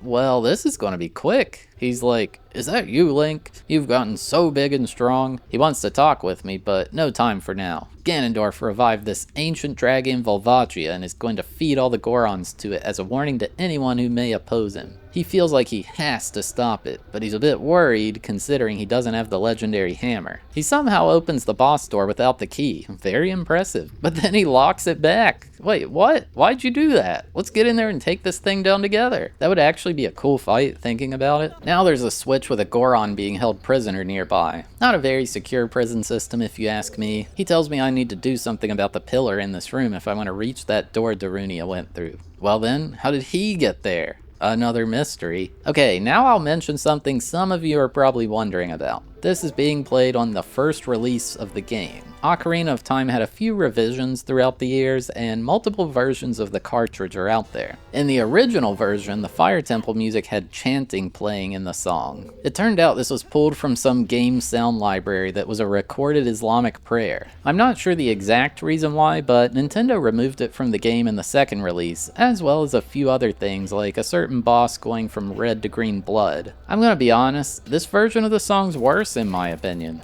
but I don't understand why so many people in my chat were freaking out about it when they heard it. It's such a minor thing to me, I don't know. It's not like the entire temple was removed in the second version or something, just a small piece of a single song. Anyway, there, that's out of the way. It's really inconsequential, but some people seem to care a lot. Now here's a huge room that we come back to tons of times in this place. That bridge must be made of some real quality wood. It hasn't burned up at all. Unlike the cheap Deku shield that burns at the slightest touch of a fire bat, cheap Kokiri wood, stuff's worthless. So walls that look like this are usually bombable in this place. If you swing the sword at it, it makes a unique sound, which is your hint. The second prisoner is freed. He tells me I can use bombs to activate certain switches. Yeah, just let me have that key behind you. And here's the third prisoner, in a different room from that central wooden bridge room, telling me the hint about the bombable walls. One of the worst enemies in the entire game, the like. Not only is it creepy looking, but it can steal your tunic. Losing the red tunic here is straight up not good.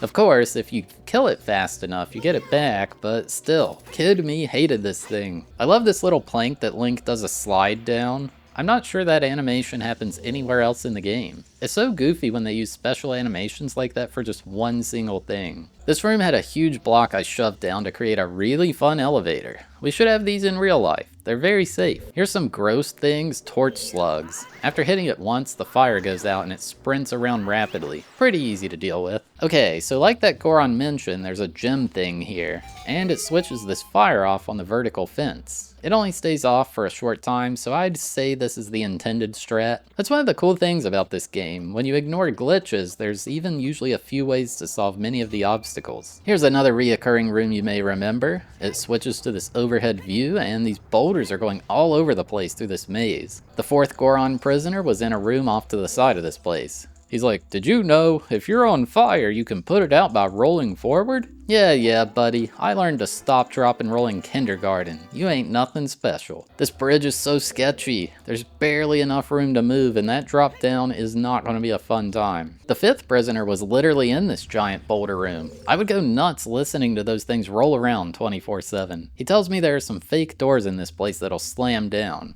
Okay, we haven't run into that one yet. Thanks, dude. Aw, heck yeah. Here's the room with the big wall of fire. The cover song title to that famous Johnny Cash song. Yeah, I think we all saw that one coming. All the way back to the start. Ugh. Navi, what are you on about? You hear Goron voices down below? I think you're losing your mind. Get it together. Nah, but really, the 6 prisoners down here. He says there are enemies that dance within this place, and arrows won't help. I'll need some of the Goron's special crop to deal with them. Okay, why do none of these Gorons say the word bomb? Is it like taboo to them or something? Okay, so this is the upper section of that boulder room. How the heck did they manage to get this Goron to this prison cell up here? Surely he didn't go by his own free will. This place is horrible to navigate. Ganondorf does have dark magic on his side though, so we'll go with that. This guy's secret is lame. He's just like, try playing your ocarina. Buddy, I've been doing that. This part is horrible to navigate. Between most of these poles, a firewall will appear when you get too close. So only one path actually works. There are boulders rolling around too, of course. And can't forget about the many fire bats flying around above. Hate this place. Classic example of why I hate this room. This switch removes the wall of fire to the next room temporarily, but I just kept hitting these stupid appearing walls. Took 3 tries to figure this out. I don't have that kind of time. Hey look, it's a fake door. That guy really was telling the truth. Past that nonsense was the mini-boss of this temple, Flare Dancer. Okay, I don't know why that guy was saying I need the Goron special crop for this. All I've got to do is hookshot the creepy ball thing from its face to yank it out. Then blast it with the sword. It retreats to the center where the flame coat changes colors. I don't know. I killed this thing so fast, I'm not sure what all it can do. What's more important is what's past it. There was a switch removing some fire at the top of a curved staircase. Within the chest at the top, the legendary hammer the Gorons were talking about. The Megaton hammer. Aw, heck yeah. The item description is like, use it to smash junk. Very descriptive. So within this temple, I can now blast these faces on the ground to cause them to drop. Not only that, I can blast these little round things that are stacked up sometimes. Okay, I can say maybe Jabu swallowed a shipwreck, causing the milk crates to end up inside it. How can these milk crates be in the fire temple? How do you explain that? Who put these here? Well, whatever. Need it to keep this switch pressed down while I go through the door. With the hammer, I can get this rusted switch to press down and save our 8th Goron prisoner. Wonder why this one rusted and none of the others. Nearing the end now. The hammer can launch that pillar the original prisoner was talking about. We've got a shortcut all the way back to the boss area. Problem is, still no key. Oh snap, a secret door in the literal first room of this place. Never expected it. Ooh, a second flare dancer. It seems this fight isn't any different from the first one though. Absolutely annihilated again. Also, weird that it just drops some bombs. Very underwhelming. And we come full circle back to that prisoner we saw at the start of the game. All 10 Gorons rescued. Now I've got the boss key and can go save Darunia. Surely he's still alright in there after all this time, right? Alright, let's do this. Me and you, Darunia, side by side, sworn brothers. That's odd. I don't see him in here anywhere. Uh-oh. Why's the platform disappearing? Anyway, this is such a cool boss entrance. The subterranean lava dragon, Volvagia. I love the design of this thing. So it'll pop its head up from one of the lava holes in the ground, and that's prime time to clobber it over the head with the hammer. It doesn't like that very much, so it begins to fly around. Actually, kind of hard to avoid this attack, probably due to the 3D perspective. After a second bop on the head, it flies even higher and drops boulders from the ceiling. I like this attack way better because it's kind of free. The other one's rough. The further in it gets, the more it becomes a game of whack-a-mole. Just where is it going to pop up next? Who knows? With 4 rounds of hammer to the face, Volvagia was no more. It flies above in one last enrage, but this time whittles down to just bones that fall down in pieces. We see a brief cutscene where the people of Kakariko Village are looking onward at Death Mountain, and a surge of energy dissipates the red ring from it. In an alternate writing of this story, Death Mountain erupts and burns the entire place down, killing everyone. Meanwhile, back in the Chamber of Sages, it's Darunia. He's like, "Thank you, brother." Wait, why did his accent just change so much there? I guess this means he didn't survive the battle with Volvagia.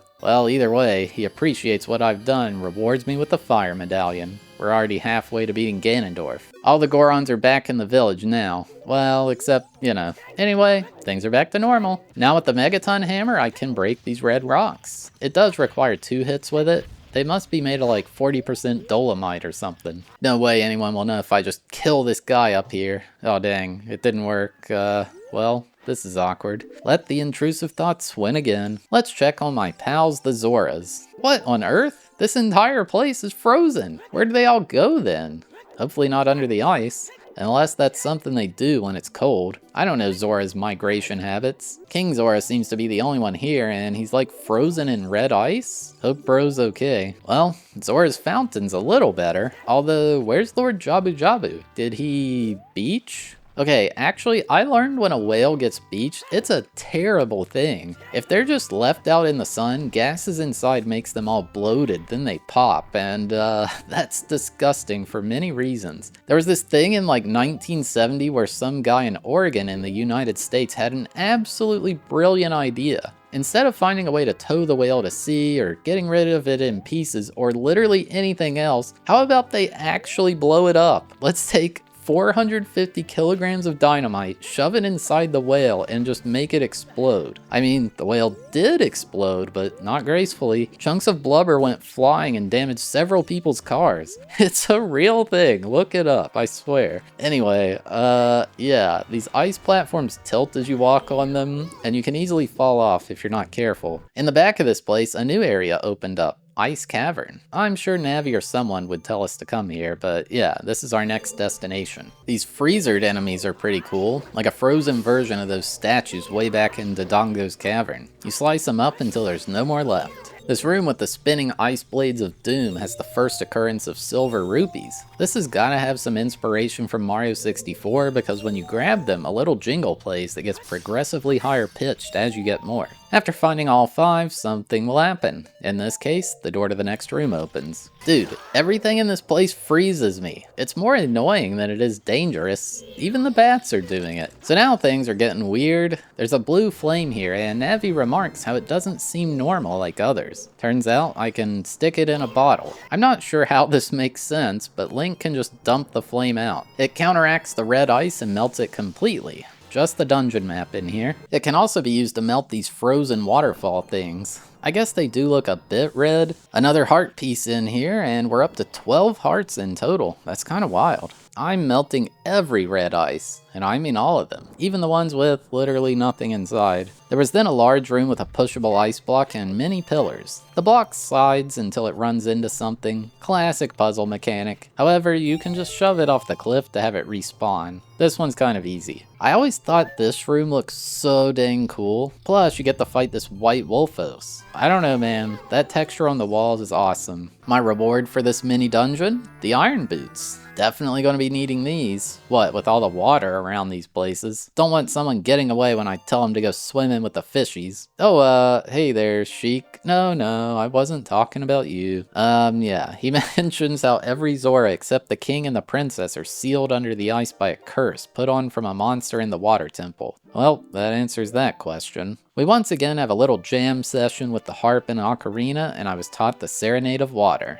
This will warp me to the water temple, I presume. Actually though, the iron boots can be equipped in the same way other tunics can. With these on, I sink to the bottom of any body of water. Now with these, I can slowly sink to the bottom of Zora's fountain. Love how Link just kicks his feet awkwardly while he's sinking down. There's just a heart piece down here for me. Also, dang, Link can hold his breath for 70 seconds? That's pretty solid. Guess I should free King Zora, huh?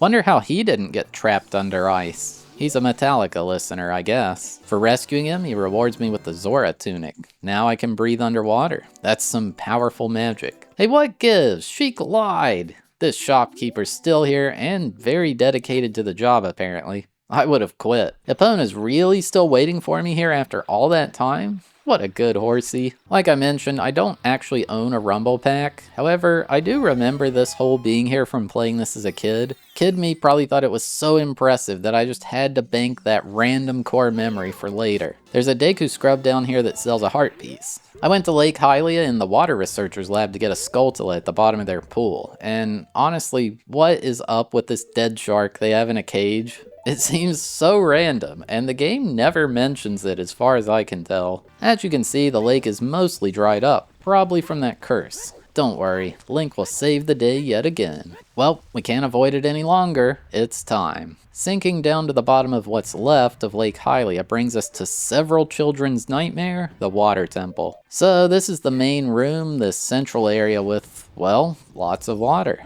There are doors on the sides of the rooms, but many are inaccessible for various reasons. So a recurring thing in this place is swapping from regular to iron boots and vice versa. I'll admit, it does get a bit old pausing the game to do this over and over again. Oh look, at the bottom is Princess Ruto, 7 years older now. She refers to me as her fiancé and says she doesn't forget the vows we made to each other back then. Hey, wait a second, I didn't say a word. She also says I'm a terrible man for keeping her waiting this long. Look, you got scammed out of the stone, alright, we're not getting married. Anyway, she tells me there are 3 places to change the water level in this temple. She'll show me the first one and says follow her up. She was right. There's a Triforce symbol just above here. Playing Zelda's Lullaby next to it causes the water level in the temple to drain entirely. The next room just had 4 spike enemies. That's it. Blast them with the hookshot and they turn into a pebble. Take them out. Common Zelda obstacle to lock you in a room till you kill all the enemies.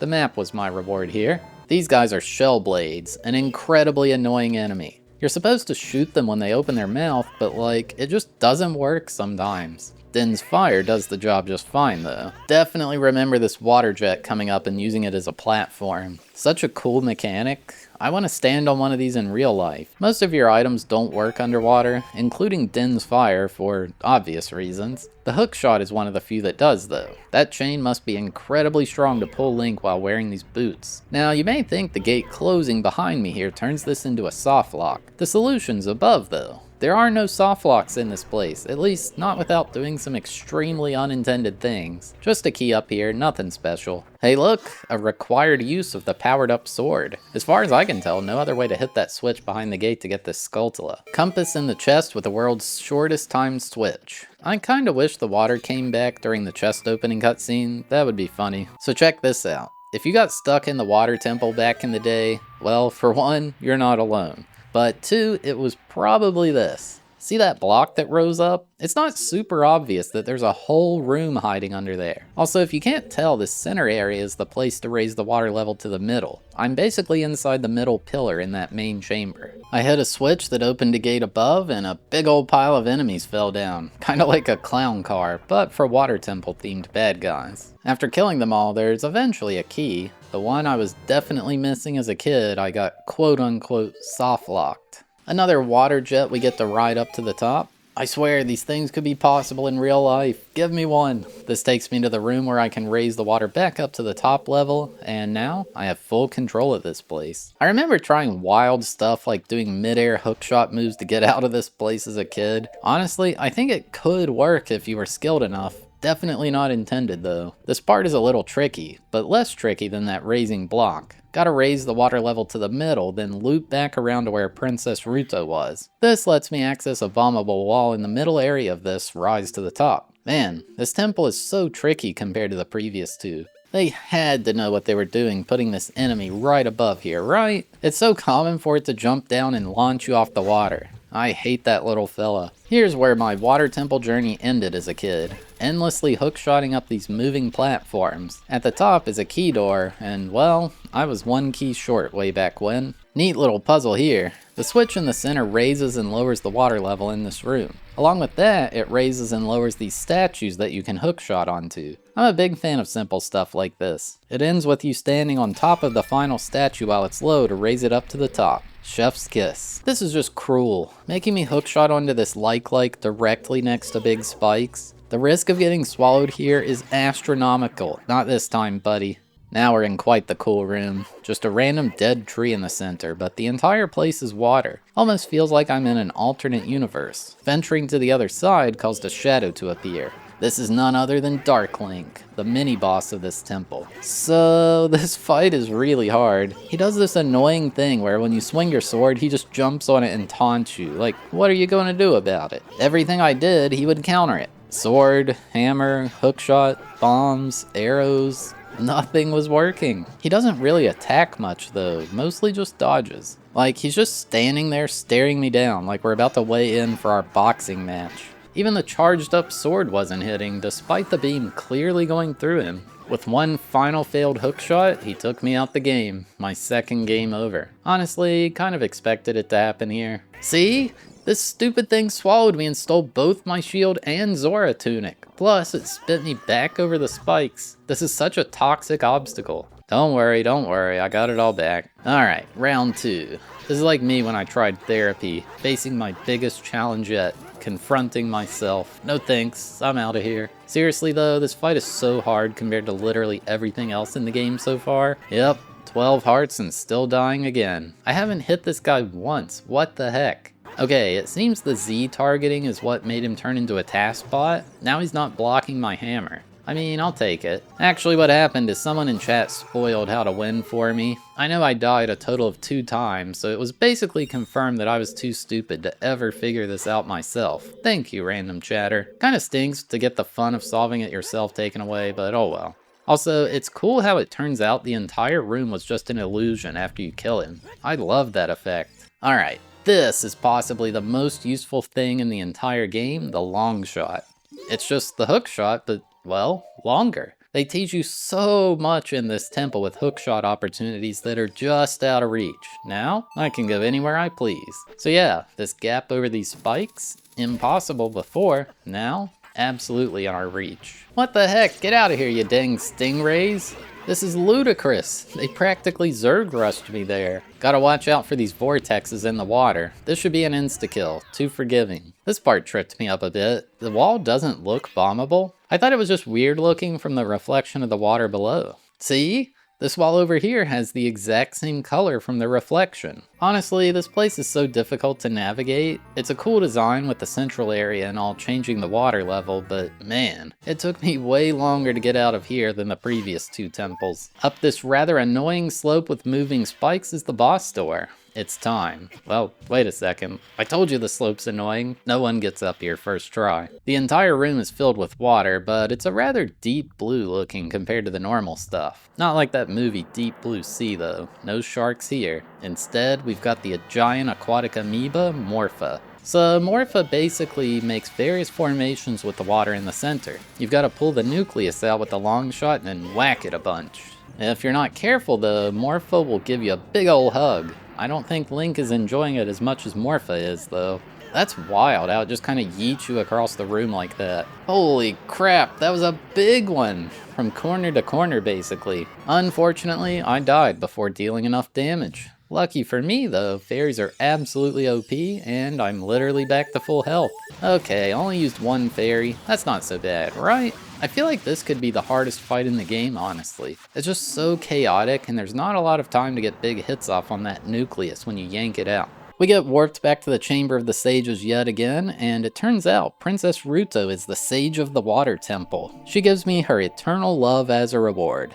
Nah, that can't happen anymore. She has bigger things to worry about. However, she does mention she knows I'm looking for Princess Zelda and seems only very jealous. She thinks she's still alive out there somewhere though. We get the water medallion and now there are only 2 left to go. Let's do this. I was warped back to Lake Hylia where the water level is raised back to normal. All is well in the world of the Zoras. Well, except the princess is gone and their domain's still frozen, but you know, we did the best we could. Now at the lake filled, I can do a little secret. Shooting the sun with an arrow drops down a new item, the fire arrows. I used to get so mad as a kid because I'd shoot the sun and they'd just be there taunting me. You gotta beat the water temple to get them though. 7-year-old me, or however old I was, would be so proud right now. My next destination was Kakariko Village, where the entire place is on fire.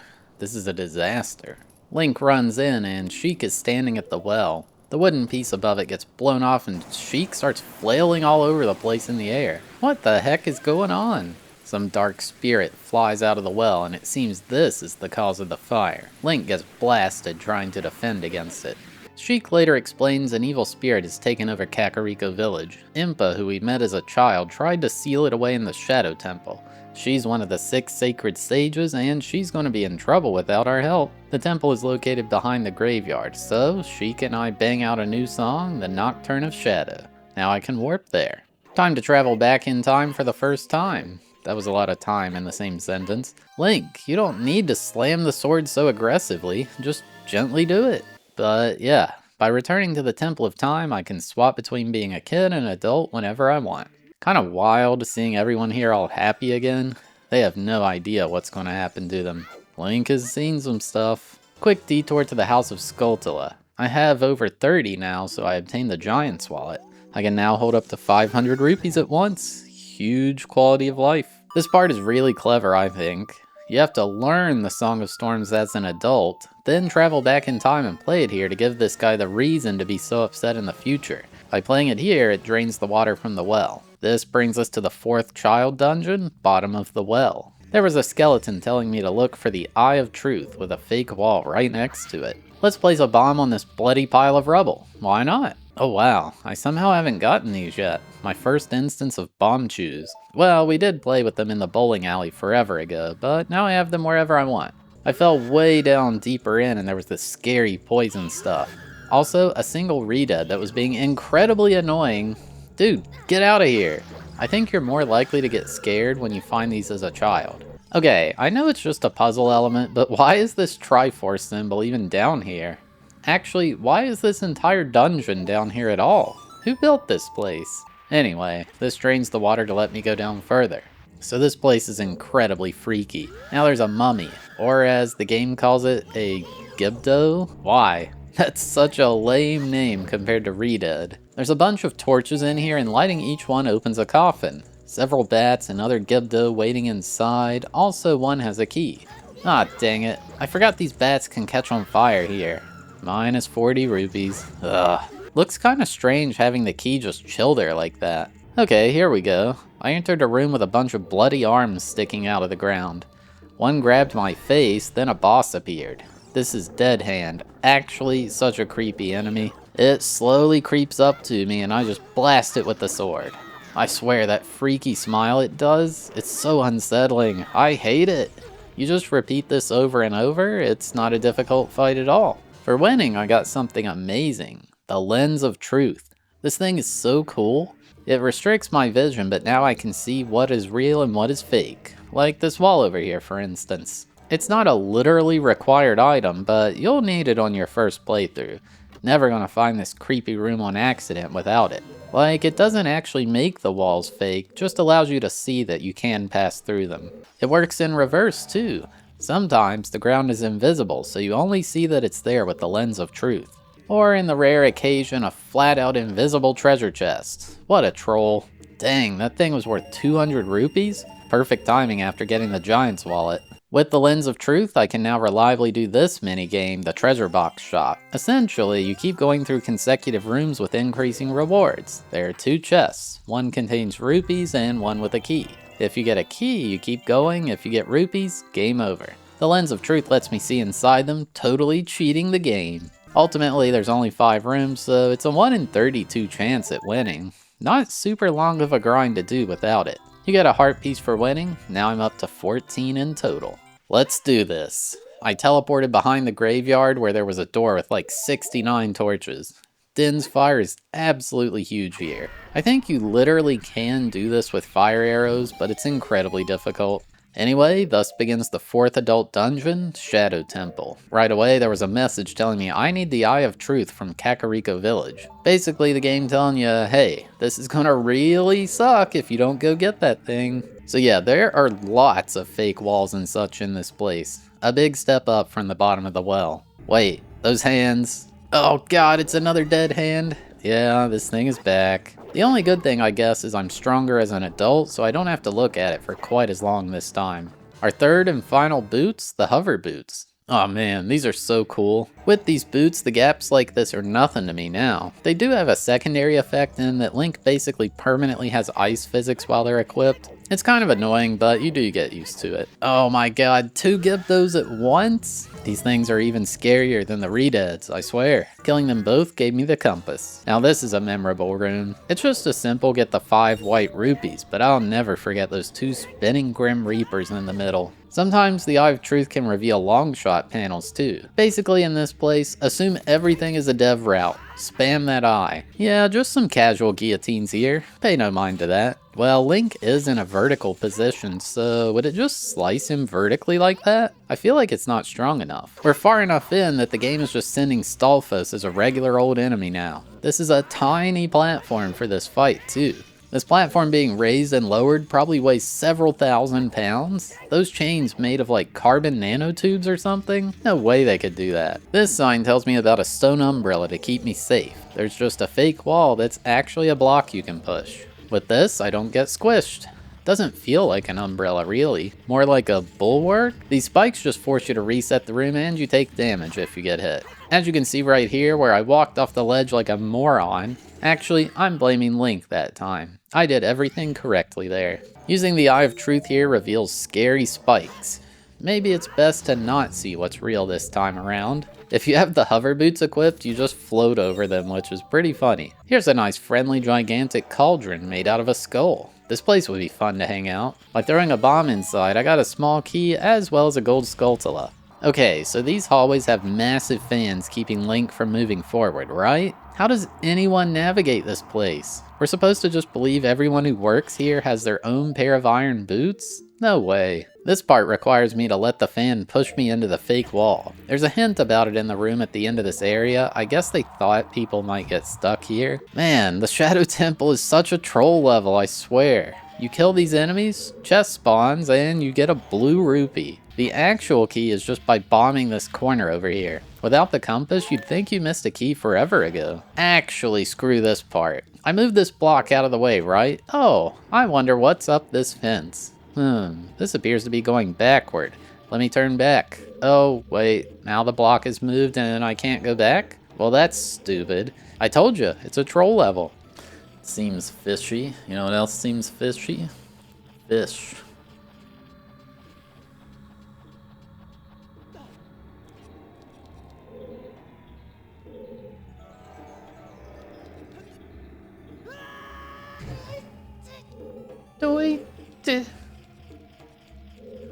What is this nonsense? Now, I know you remember this part if you played this Play Zelda's Lullaby on this ship and the bells ring. Now you're on a flying ship. How cool is that? It bobs up and down so aggressively too, expecting me to fight 2 Skulltullas with this screen shaking. I love how Navi is like, Link, abandon ship!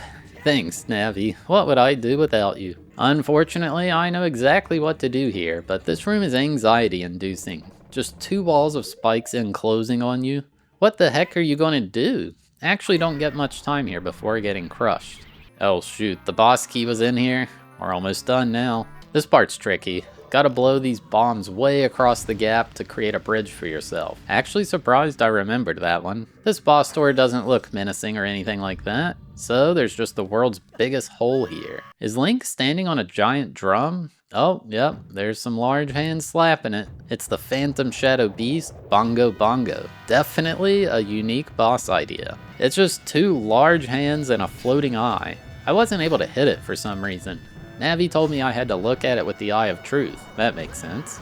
If I turn that on, the hands can be hit. Damaging them with something turns them blue, and you've got to hit both. Once you do, the eye becomes vulnerable. Hookshotting it towards you stuns it for a bit, and you can get about 3 jump slashes off. The fight itself is quite chaotic, mostly because every time it hits the drum you go airborne briefly and lose control. Still though, it's more of a puzzly fight rather than like a technical challenge or whatever. I guess all the bosses in this game are though if you think about it. With about 12 jump slashes, Bongo Bongo was out of tune. Sorry, that was a very forced joke. It was the best I could think of. Not all of them are gonna land. I warped back to the Chamber of Stages as per usual and Impa was waiting there for me. She explains that 7 years ago Ganondorf attacked Hyrule Castle with his army, seemingly out of nowhere. The royal family surrendered quickly, and she brought Princess Zelda to safety. Luckily, she had the idea to take the Ocarina of Time with her, as that was his main goal of the attack. She then mentions how the princess is safe and I'll soon meet her face to face. For now though,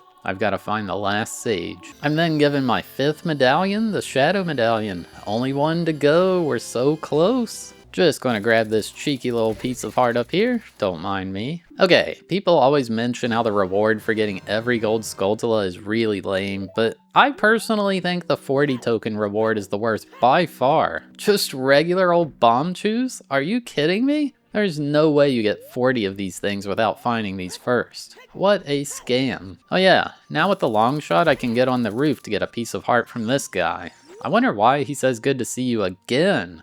I've never met this man in my life. Also, I don't think I remember the secret Kuko being here at the top of the windmill. I guess this is the intended way to get to the cow in that prison. I suppose it's time we head to the place with the song that has been the biggest from this game in my opinion, Gerudo Valley. I kind of love how you're just able to bring Epona here, and good thing you can too. The bridge is completely out, no other way across. Poor Epona, that must have been incredibly scary. Hey, look who it is, Mr. How himself. He had a paid job to fix the bridge into this place, but all his employees ditched him. They said being a carpenter is lame, so they want to join the Gerudos and become thieves. I've got to head over to their fortress and figure out what they're doing over there. Well, probably not a good idea to fall down in that ravine. I don't think landing in water is as safe as this game makes it seem. The river here flows into Lake Hylia, so I guess it's a shortcut? Okay, it took like 8 years to get back, but now I'm at Gerudo Fortress. Can even bring Epona in here too. As soon as I ran into someone, she told me to halt. Next thing I know, I'm getting launched into a prison cell.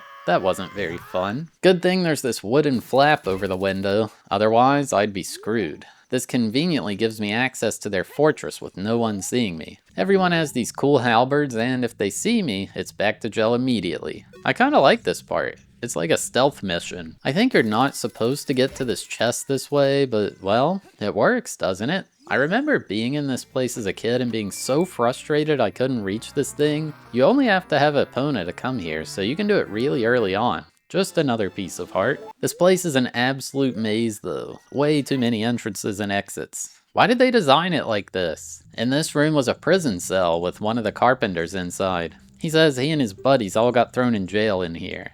I gotta be careful because there are surely guards around. Speaking of, here's one now. This is like a mini boss of this place, I guess. It can be really tricky, although the AI isn't as good at guarding attacks as Stalfos is. You're supposed to wait till she puts her guard down, but you can get hits off often. Once you hit her enough, she runs away, leaving the key to the cell behind. This guy says all the carpenters wanted to join the all-female gang of thieves here, but they just threw them in prison because they're men. He hates them now and wants to go back to work. Then he runs off doing that goofy animation. How did he get out though? Like, surely someone noticed him while he was running like that. Oh well. Apparently these guards in here can't hear anything. Or see anything for that matter. How the heck is Link getting close enough to whack them like that? Don't worry, they're not dead. Just having a bit of a nap. Trying to free the second carpenter, and this is how I learned if you get hit too much in the fight with the guard, you get thrown back in jail. I'll never figure out how to get back there. Ugh. Just kidding, it was literally directly below the prison. That was easy. Also, how does he know that only 2 carpenters are still being held here? Can these guys speak to each other telepathically or something? And here's the third carpenter, right down the hall from the second one. Man, these guards really do suck. I was lost and couldn't find this stupid 4th carpenter, so I got a little angry at them. Sorry about that. What's up with this pod here? Is that supposed to be chili or something? It looks like lava. I will not be having any, no thanks. I don't know why, but it actually took me half an hour to find this entrance here. I'm really bad at directions and recognizing my surroundings, if you can't tell. There's also a guard right at the door that kept sending me back to prison. I blame her personally. Anyway, glad I found this guy. Go back to your little tent. After he was gone, a Gerudo showed up saying I must have a lot of skills to be able to sneak around the guards like that. I mean, did you see their performance out there? She used to think all men except the great Ganondorf were useless, but I've changed her mind. Ganondorf is the leader of the Gerudos after all. She then tells me about a woman named Naboru who is second in command after Ganondorf. Her headquarters is in the Spirit Temple at the other end of the desert. She invites me to join the gang of thieves and gives me the Gerudo membership card. Finally, I don't have to sneak around anymore. Wait, what? Why does her outfit color change based on the color of the tunic I'm wearing? I can't tell if that's a bug or an Easter egg. Now that it's safe to be here, I can do the horseback archery minigame. Oh man, this thing is actually quite difficult. Hitting the pots is 100 points and the center of the targets is also 100. I have 20 arrows total to get 1000 points. Got it first try, nice. A piece of heart as a reward. Except, there is a second reward for getting 1500 points. This is the real challenge. Gamers only. I just barely squeaked by on my 3rd attempt. That's good, cause it's 20 rupees per try. For winning, I got the biggest quiver upgrade, can hold a maximum of 50 arrows now. It's too bad there's no reward for getting a perfect score. That would be a true challenge. Let's do this. Talking to this woman on the guard tower and she opens the gate to the desert. She mentioned 2 trials in there. The first is the River of Sand, essentially checking to see if I have the long shot. That was nice and easy. There's a really weird thing here where a guy has set up a shop on a flying carpet. This probably isn't the best place to attract a customer base, but I do wish him well. He's selling a dangerous running object, but he won't tell me what it is until I pay up. The price? 200 rupees. You're out of your mind, buddy. I'm pretty sure it's a bomb chew. I ain't paying that. The visibility in this place is abysmal. I've got to follow these flags some legend posted for the others to go through safely. Can you imagine trying to do this on a crappy 11-inch Daewoo CRT running over RF signal? Well, I can't because I never got this far, but surely someone had that same TV I did and they did it. After a little while, there's a small hut, a safe haven in the madness. Well, except for the gigantic hole that makes you take fall damage. Now for the second trial, the Phantom Guide.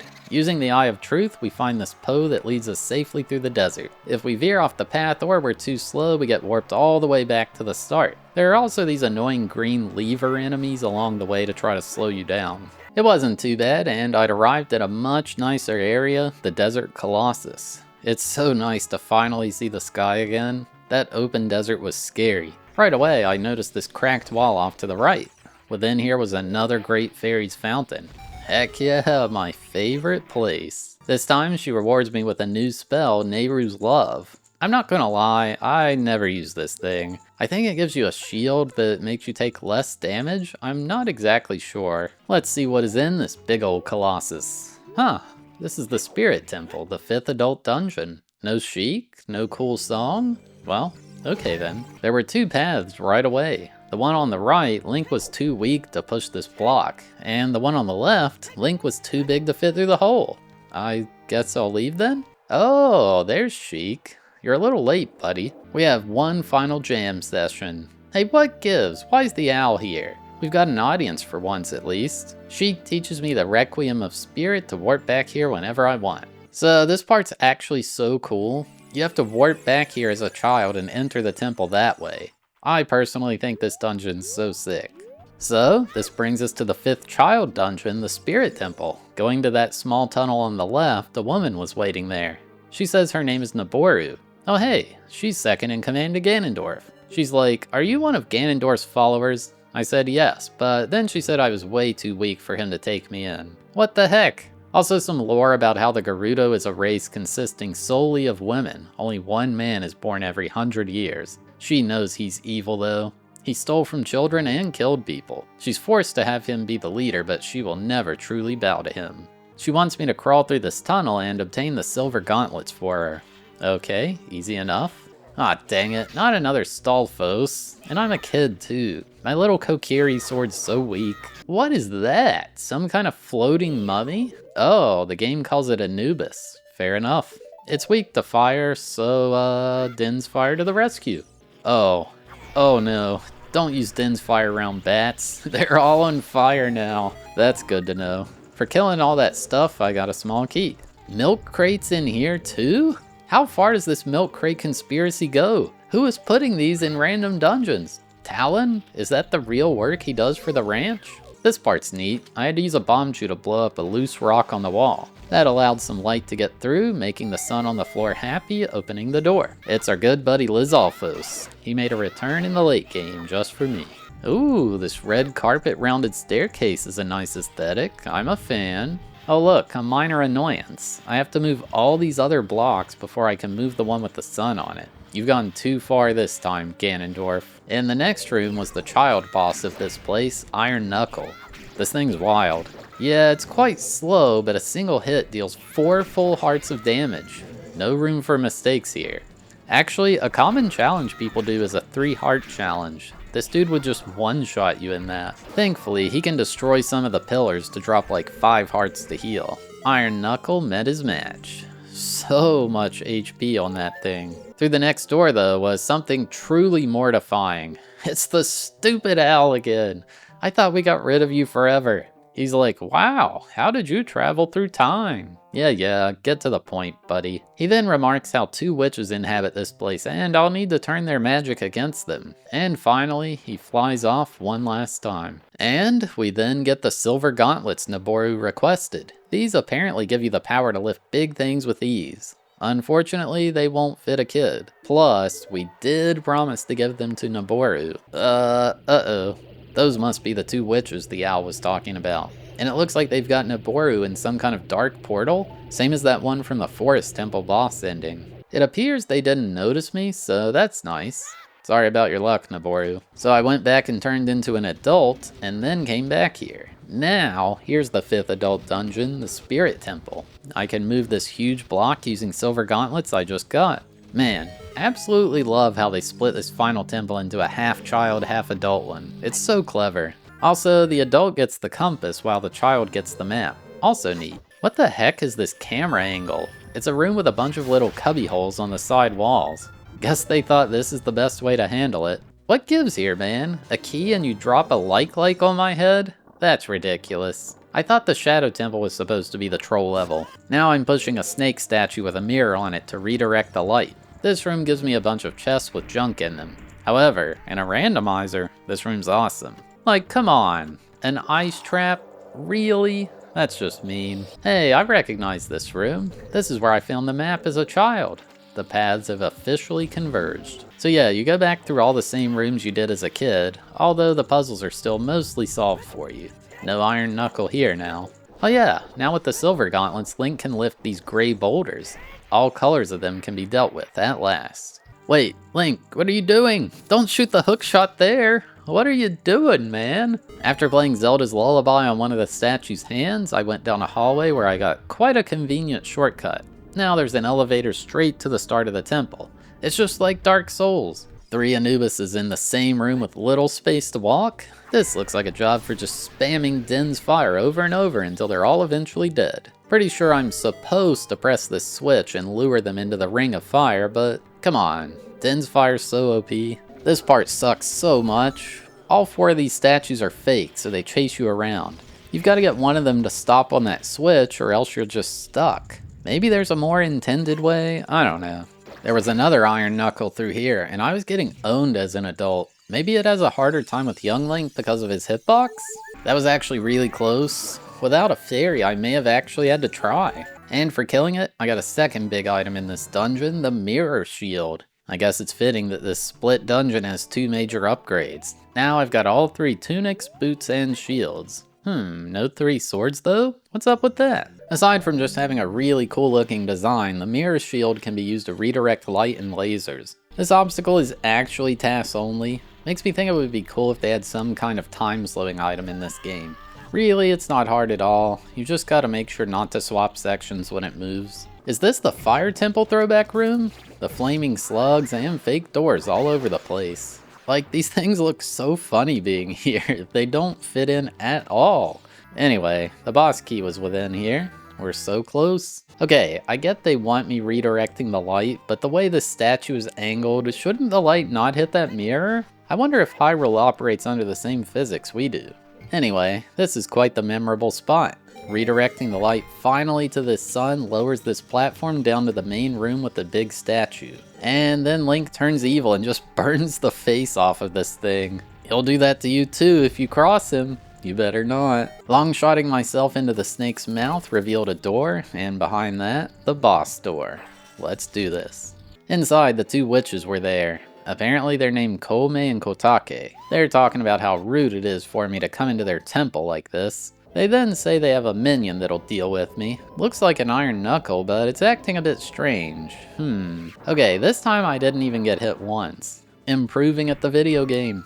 Oh my goodness, that's Naboru in there. She is very confused. I mean, she's been in that suit of armor for 7 years, right? They wind up zapping her and sending her away. Now for the real fight. There was a large open room with some raised platforms. The 2 witches were here. One said she would destroy me with flame, the other with frost. This is the actual Spirit Temple boss, the Sorceress Sisters, Twin Rova.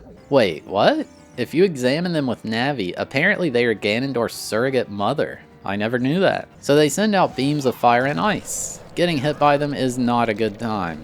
I kind of like how the graphics look when they hit you. I don't know, it feels like a unique art style within the game. The Mirror Shield is our key here. It can redirect the beam. Gotta send them to the opposite witch. Fire hurts ice and vice versa. After a bunch of hits, a cutscene occurred. They said it's time to get serious. Spinning round and round, and they combine into one. This is the true form of Twin Rova. And oh god, that wink. Do we have to kill her? So now she can send both fire and ice out. In this form, using the Mirror Shield charges it up. Once it's charged with 3 of the same element, you can send the beam back at her to stun her. This is when I can finally hit her with the sword. Man, look at that charged Mirror Shield on his back. It looks so dang cool. I want it to look that way all the time. After a bunch of cycles of that, Twin Rova was toast. They are separated again and warped to the center. Kotake is confused seeing a halo over her sister's head. Then they both start ascending. Kotake's like, but I'm only 400 years old, I'm too young for this. Koumei claims she's only 380 years old, but they're twins, so that's impossible. They keep screaming at each other as they ascend away forever, although they claim they'll come back to haunt me later. Back into the Chamber of Sages one last time, and yep, Naboru is the Sage's spirit. She says something about a promise she made back then, but then is like, wait, no, we can't. This is our 6th and final medallion, the Spirit Medallion. Then she's randomly like, wow, if only I knew you'd become so handsome. I really should have kept that promise. Wait, what? What promise? There's so many women jumping at Link in this game, for real. Well, this is a wild view of Rauru. Can you scoot back a bit, please? He says, before the sages help me, I've got to go meet up with someone waiting for me at the Temple of Time. Let's head straight there. Oh, it's you. I mean, who else would I expect? He says he's got a secret passed down by the Sheikahs he wants to tell me. Basically goes on a big spiel about how the Triforce actually works. It's made up of 3 triangles representing power, courage, and wisdom. If the one who gains all 3 pieces has their heart in perfect balance of all 3, then the Triforce will become theirs, and they will have the true force to govern over all. But if they are not in balance, then it will separate into 3 parts. Ganondorf only had power, so it split up into 3, and he obtained the Triforce of Power. The other 2 parts will be sent to people chosen by destiny, and have the mark of it on the back of their hands. Sheik talks about how Ganondorf is out to get all 3 parts to rule the world. Apparently, the person entrusted with the Triforce of Courage is me. Well, then who holds the 3rd Triforce? Oh, of course it's you, Sheik. Wait, what?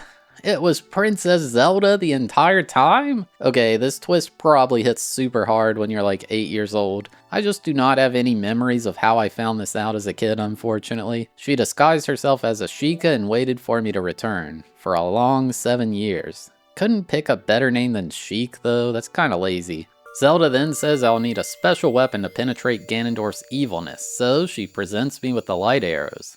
That's right, Ganondorf hates when the lights are on. And now the temple begins rumbling. We're like, uh-oh. And yep, Zelda gets trapped in some kind of pink crystal. Ganondorf is like, oh, I knew I'd find you if I let this kid wander around. Only problem is I underestimated just how strong he was. She gets taken away to his castle, so yeah, that's not good. We should probably help her out. So let's head to the former Hyrule Castle for the first time. This is now Ganon's castle. For some reason, floating over a massive pool of lava. You can come here immediately after becoming an adult. I wanted to get in that castle so bad as a kid. I noticed this lighter colored piece and thought it might be made of wood. I would spend ages trying to do like jumping trick hook shots or whatever you want to call it. It probably wouldn't have worked even if it connected. Rauru contacts me and says the 6 sages are going to form a bridge for me to be able to enter Ganon's castle. Holy crap, it's Rainbow Road! A lot shorter than I remember it being. This is the final dungeon of the game, inside Ganon's castle. Really loving this interior decorating he's done.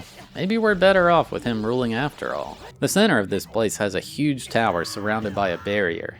There are beams of energy going toward it, the same color as all 6 medallions. The trials are pretty cool. Like in the Spirit trial, there's one of those switches seemingly impossible to reach. Turns out you need to launch a bomb chew over a gap in the top of the bars. It's just references to all the previous temples, but with some new twists on it. Is this room beatable without fire arrows or Din's fire? I guess Din's fire is required for the Shadow Temple, so you wouldn't be locked out here. Once you get through all the challenges, there's an orb or something which is helping generate the force field. Shooting it with light arrows destroys it, with the help of the sage, of course. Presumably, once all 6 are gone, we can enter the center area. The forest trial has some very sketchy hover sections with these big fans. Hey, weren't those from the Shadow Temple though? That's the second one down, 4 to go. Another sliding ice block puzzle. This one even has a time limit too. Thankfully, no slow sinking with the iron boots in the water trial. I much prefer the ice stuff. That's the 3rd barrier dispelled. Ganondorf really missed his calling as an escape room designer. I mean, look at this. Shooting a flaming arrow at a torch to spawn in floating ice platforms? This is golden. Actually, scratch that. These are golden. Golden gauntlets, that is. Now Link can lift even bigger stuff. I wonder what. That's the Shadow Orb down, only 2 left. Guess I'm glad I got those gauntlets before attempting the fire trial. Look at this thing. If I saw Link do that, I'd probably just concede defeat if I was Ganondorf, to be honest. This is just a nice little lava section. Fire Orb down, only 1 to go. The light trial is blocked by one of these giant rocks too, I guess. They really want you to find those things. The light trial is randomly making sure I know Zelda's lullaby. What a weird thing to put in the literal final dungeon. I guess you don't actually navigate through a Temple of Light in this game, so they just had to pick random stuff. Hey, wait a second, where's the orb for the light trial? Oh my gosh, this isn't even a real room. Ganondorf's pulling out the Wile E. Coyote tricks now. This is ridiculous. Does he think I'm stupid or something? With all 6 generators gone, the barrier around the center dissipated, and it was time to ascend the castle. Actually, I lied. Look, I know Hyrule's in trouble, Zelda's kidnapped, and she's waiting on me and all that, but I got like 8 hours of side quest content I've got to do first. She can wait, right? Ganondorf is probably going to get bored up there waiting on me. First order of business is near Ganon's castle. There's one of those giant rock things. In here is my favorite Great Fairy, and she's got a nice gift for me. She gives me the gift of courage, basically outlining my hearts in white. Now any damage I take throughout the rest of the game is cut in half. That's kind of overpowered. I'd also racked up over 50 gold Skulltullas at this point, and my reward is a piece of heart. The spider in the center's still not changed back though. He's just grateful I was able to save his kids and says, don't worry about me. I've gotten 54 tokens so far. With 100 in all, we've got a ways to go. Hey look, the bridge is finished in Gerudo Valley now. Those guys work fast. There's a running man in the tent where the carpenters are staying. He says, hey, you look athletic, wanna race? He challenges me to race him to the bridge in Kokiri Forest. His best time is 2 minutes, 38 seconds. He'll even give me a head start. Little does he know I've got a horse. I'm totally gonna cheat. He has no idea. Wait, what the heck? How did he outrun Epona? Are you using teleports? Oh well. Actually, I think someone modded the game to finish in 0 seconds and he still wins. So there's a rather big dungeon I've not entered yet, the Gerudo Training Ground. I believe you only need Epona to enter here. Basically, you have to rescue the 4 carpenters. So in the center of this area, this large room with seemingly infinite key doors. Okay, it's not infinite, but it felt that way when I was little, alright? There's just tons and tons of various trials here. Like this room, defeat 2 Stalfos in under a minute. Easy peasy. Every time you pass one of the trials, you get a chest with a key, allowing you to progress 1 door further to get closer to that stupid gigantic chest in the big room that taunted me as a kid. God, I always wanted to see what was in there. Hey look, the coolest enemy is back, the White Wolfos. That's right, I went there. You can't tell me anything's cooler than this. So this is a silver gauntlets check. Can't get these without the long shot, so I never passed this room growing up. This room's pretty cool. You have to shoot the eyes in the center. I love the look of this statue. Okay, like, this was such a scam. Really? You picked that time to fly out of the lava? That lava room led to that center area, so I figured I'd use some of my keys. I'd racked up 5 by this point. Still nowhere near the middle, though. There had been hammer checks, hover boot checks, bow checks. We've even got long shot and iron boot checks here. There's a spinning current throughout this room, so grabbing these can be a bit tricky. Dude, seriously? Stop doing that. Actually, it's so funny. Oh hey, I believe this is a unique enemy to this area, the Dinalphos. I kinda like the look of it. Almost like Lizalphos is getting gray hair. This key placement's kinda toxic. Just a fake hole in the ceiling. I bet a lot of people got stuck not being able to get this final one. Alright, time to see what's in this big old chest. That was a gauntlet of so many challenges. It's gonna be amazing, right? Ice arrows? What would I use those for? Oh no, it's useless, isn't it? What a letdown. Anyway, let's go on to the most memorable side content, the fishing pond. This guy here lets Link go on a little fishing venture for the low price of 20 rupees. What a steal. Now, I've played a good amount of fishing games in this challenge, all of them being quite difficult and frustrating. I would go as far as to say the best fishing game on this console is Ocarina of Time. See, all you do is press B to cast, and you can even lock onto a fish first. Once you get a bite, just hold A to reel. It's so simple. Like, I get some people like fishing simulators, but man, it's nice to have something that's just super chill. Plus, the music is such a vibe. On my 3rd catch, I got a real lunker. Weighing in at a whopping 11 pounds, this was the one. I went to turn the fish in as the one I want to keep, and the owner was freaking out. He'd never seen something so big. This was definitely the record for this place. As a reward, I earned a piece of heart. Why is he holding on to that anyway? Oh yeah, if you scan the edges of the area, you can sometimes find a sinking lure. Don't use it to catch your fish though. That guy somehow knows you cheated. How is it cheating anyway? They had sinkers in all those bass tournament fishing games I played. I came back as an adult and noticed the owner's wearing a hat now. I'll be taking that. Oh god, he went bald in the last 7 years. When you give it back, he tells you how kind you are. Did he forget I literally am the one who stole it? Also, why is he so itchy all the time? Now, you may be wondering, hey, why is this guy back here as an adult? Well, if I catch, oh god, I've been reeling that thing in for over 2 minutes. Anyway, if I catch a big enough fish, I get a new reward exclusive to being an adult. Wow, that actually took like 20 minutes or so. This fishing isn't so easy after all. Once again, the owner is flabbergasted. At a whopping 18 pounds, it's surely the biggest fish ever caught here. He gives me the golden scale as a reward. Now I can dive up to 9 seconds in water. If I go to the lakeside laboratory, I can dive to the bottom of the pool where that creepy shark is. The weird scientist was apparently watching me and wanted to give me something for reaching the bottom. Feels like there should be some more dialogue here explaining this place. There is one more thing about the fishing area, the Hylian Loach. There's a rare chance for a special fish to spawn in. It kind of looks like an eel. The way people talked it up, I was expecting to see like the Loch Ness Monster or something, but yeah, there it is. This thing is just ignoring me though. I was even using the illegal sinking lure. It did not care whatsoever. Look, I really wanted to catch this thing for this video, but well, I got tired of it. I couldn't even get it to acknowledge my line one time. It was quite frustrating. It doesn't do anything special, it's just a secret that's neat to have, I guess. Okay, may as well go out and buy this guy's stock of magic beans. He keeps increasing the price still, all the way up to 100 rupees. Want to know an easy way to calculate in total how much this costs? You can find the sum of numbers 1 to n easily by using the formula n times n plus 1 over 2. So in this case, n is 10. So 10 times 11 is 110, divided by 2, 55. But we have to multiply by 10 because they cost 10 each, not 1. So in total, I had to pay 550 rupees to this guy. It's impossible to get in a single giant's wallet. That concludes the math nerd part of the video. Sorry about that. Hey look, it's the Running Man, but now I'm a kid. Hey, do you not notice that big terrifying thing behind you? Maybe he's got noise-canceling headphones in. At nighttime, he sits down to take a rest. He's the person we sell the bunny mask we obtained 6 million hours ago to. He says it'll help him hear the voices better? Sure, buddy.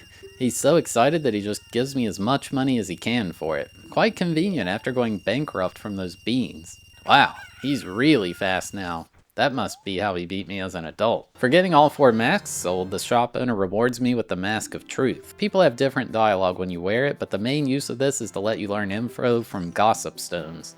Those weird things that tell you the time when you whack them. There's also now a Gerudo mask, Goron mask, and Zora mask. Here's something I'm confident I've never seen. There's a grotto hidden in the grass here. Down here is a horde of Deku scrubs who don't seem to really do anything. However, if you wear the Mask of Truth and stand on the ledge, they comment on how horrible your face is. They give you a max Deku Nut upgrade to force you to go away. Coming back to the grotto with the Skull Mask, and they just can't get enough of you.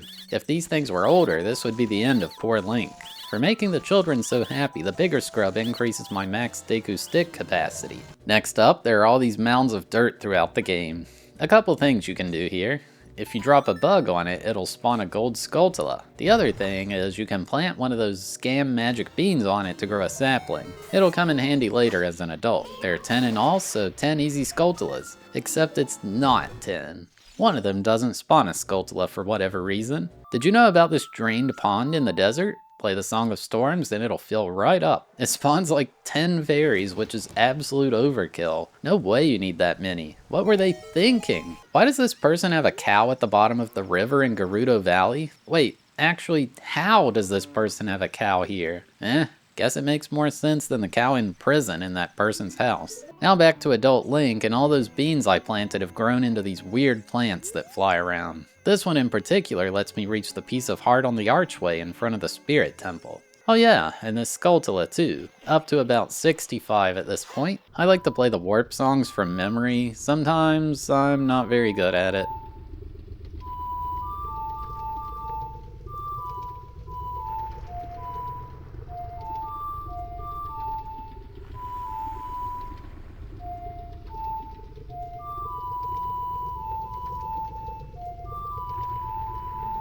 That's it! It's the song, what the heck, man?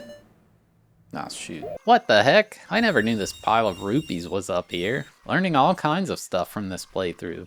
Link, wait, no, what are you doing? Oh my god! That was crazy! Also, here's another spot for the diving animation other than the Zora's Domain minigame. Okay, this is going to lead us to our last 2 pieces of heart. There's some frogs in Zora's River that are really into my ocarina. By playing the non-warping songs for them, they get super excited. Good thing they didn't know about that crazy frog ringtone back then. They would have lost their minds. After playing 4 unique songs, I got 1 piece of heart. Once you've played all the songs, they're all way bigger. They want you to play the notes corresponding to when the butterfly is over their heads. I think they're eating it? Brutal. Anyway, doing this gives another piece of heart, and that makes the final one. All 20 heart containers filled out now. Never done that before. Next, I started knocking out the rest of the gold Skulltullas I'd missed. This one in the Deku tree required bombs, which I didn't have the first go at it. I also learned in this playthrough that if you view the map screen, it shows a gold Skulltula icon next to the dungeon name if you have them all. Some nice quality of life there. Dodongo's Cavern is cool because it's a child dungeon you can come back to as an adult. In fact, you need to do that and play the Scarecrow's song for this Skulltula. That's Dodongo's Cavern and Bottom of the Well done as well. This little itty bitty rock creates quite the ruckus when you blow it up. Also, I was no longer in Western Australia and was back in West Virginia. That's why the cam looks different now, and it'll be that way for the next several videos. This little hole is weird. Invisible spiders? Why? Ah, my favorite fairy. Good to see you again. You have something for me? Give it here. Furor's Wind. Nice. Just in time to be done with the game, basically. Well, this thing would be nice if I got it earlier. You can create a waypoint to warp to at any time. Actually, I checked Jabu's belly after this, and I had all the gold Skulltullas there too. All child dungeons were done. Nice. This was the only one missing in the forest temple. 73 in total now. What the heck? I never knew about this fake wall in the fire temple. Such a random Skulltula location. I don't think I ever even figured out how to use Scarecrow's song as a kid because I always wondered why Navi would point way up here and turn green. There's actually like a whole upper area here with 2 gold Skulltullas and a chest containing 200 rupees. I spent like half an hour running around the water temple and didn't notice a Skulltula literally in the middle of this room. Oh well. Another dungeon down? Shadow Temple was already finished on the first run through, only Spirit left. Actually, scratch that. The Spirit Temple was finished as well. I'm good at cleaning up on the first go, I suppose. 23 remaining and they're all in overworld locations, or whatever you want to call them. Oh, I don't think I realized Malon and Talon actually return to Lon Lon Ranch once you take Epona. I guess I never bothered to come back here, or I just forgot about it. Apparently Ingo has gone back to being chill working here too. If you ride Epona and talk to her, she asks if you want to take part in a horse obstacle course. The 2-lap record is 50 seconds, and if I can beat that, I'll receive a present. The hardest part is this 3-rail high fence. If you're not at max speed, Epona just sits there staring at it. After winning, she's like, well, your reward for beating the time is too heavy to just give to you. I'll have it delivered to your house instead. What could it be? Wait, also Adult Link still has a house? They didn't foreclose on it after 7 years of non-payment or anything like that? Oh geez, oh god. There's a cow in my house now. How did she get it up there? Well, I guess it's my responsibility now.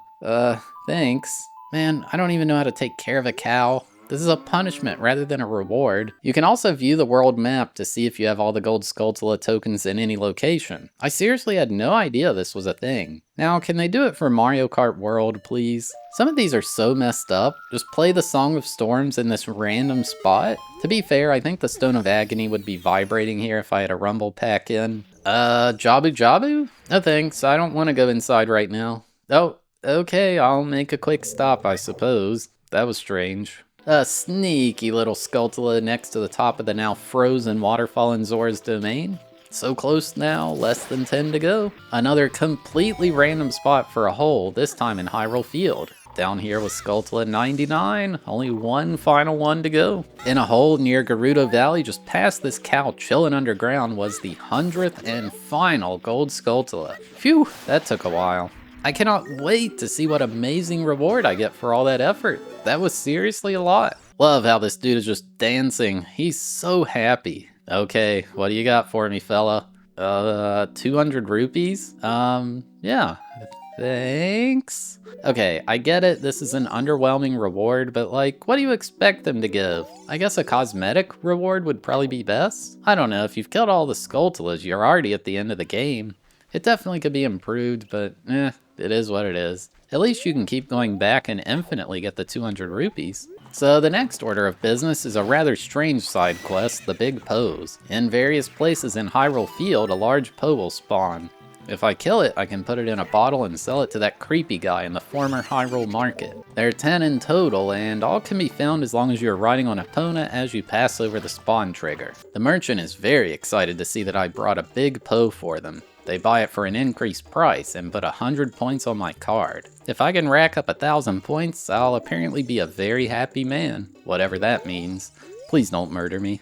The fact you have to do it while riding a pony is a bit annoying. It's so hard to aim at these things while both you and it are moving. Took 20 minutes or so to get all 10. The shop owner is popping off. Like, finally, I have all the Poes I need. I will not be buying any more. Oh yeah, that reward? A 4th bottle. So now we have 20 hearts with half damage reduction and 4 bottles to put fairies in to bring me to full health each time I die. Effectively 160 hearts to fight with. I think I'll be alright. Only a couple things left to do. Hope Zelda's still okay. It's only been like 7 hours of waiting, I swear. Okay, breaking these rocks at this spot in Death Mountain leads to our final visit to the Great Fairy Fountain. This particular visit gives double the capacity for our magic meter. Honestly, don't know how I didn't get this one yet. Remember that guy we found who said he needed about 7 years to work on his big invention? Well, here it is, the Giant's Knife. It's a super strong 2-handed sword, and it only cost me 200 rupees. What a deal. This is so cool. I have a 2-handed sword now.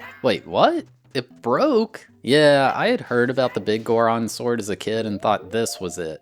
Nope, this one is a fraud. That guy straight up scammed me. Come to think of it, how did he even fit back in that hole? Oh well. This is weird, but we got a pocket cuckoo from the woman in Kakariko Village forever ago. By using it to wake Talon in that random house here, it becomes happy. She notices I'm good at keeping the cuckoos and offers to give me a blue one named Kojiro. If I take Kojiro to the carpenter's son at this random place in the Lost Woods, he's shocked Kojiro will crow. Before, only he could make it do that. Logically, this must mean I'm a really nice guy. Since he trusts me, he gives me an odd mushroom to take to the potion shop in Kakariko Village. However, it's so fresh that I only have 3 minutes to bring it there. I also can't teleport because the magic will break it or something like that. I don't know, we're in a fake world, who cares about the rules? I made it just in time and the potion shop owner's sniffing me. What a peculiar smell I have. She demands I give it to her, so I do. In return, she gives me the strongest medicine she's ever produced. She wants me to give it to the carpenter's son in the Lost Woods, then remarks it won't work on monsters for some reason. Instead of him being there, there's a little Kokiri girl.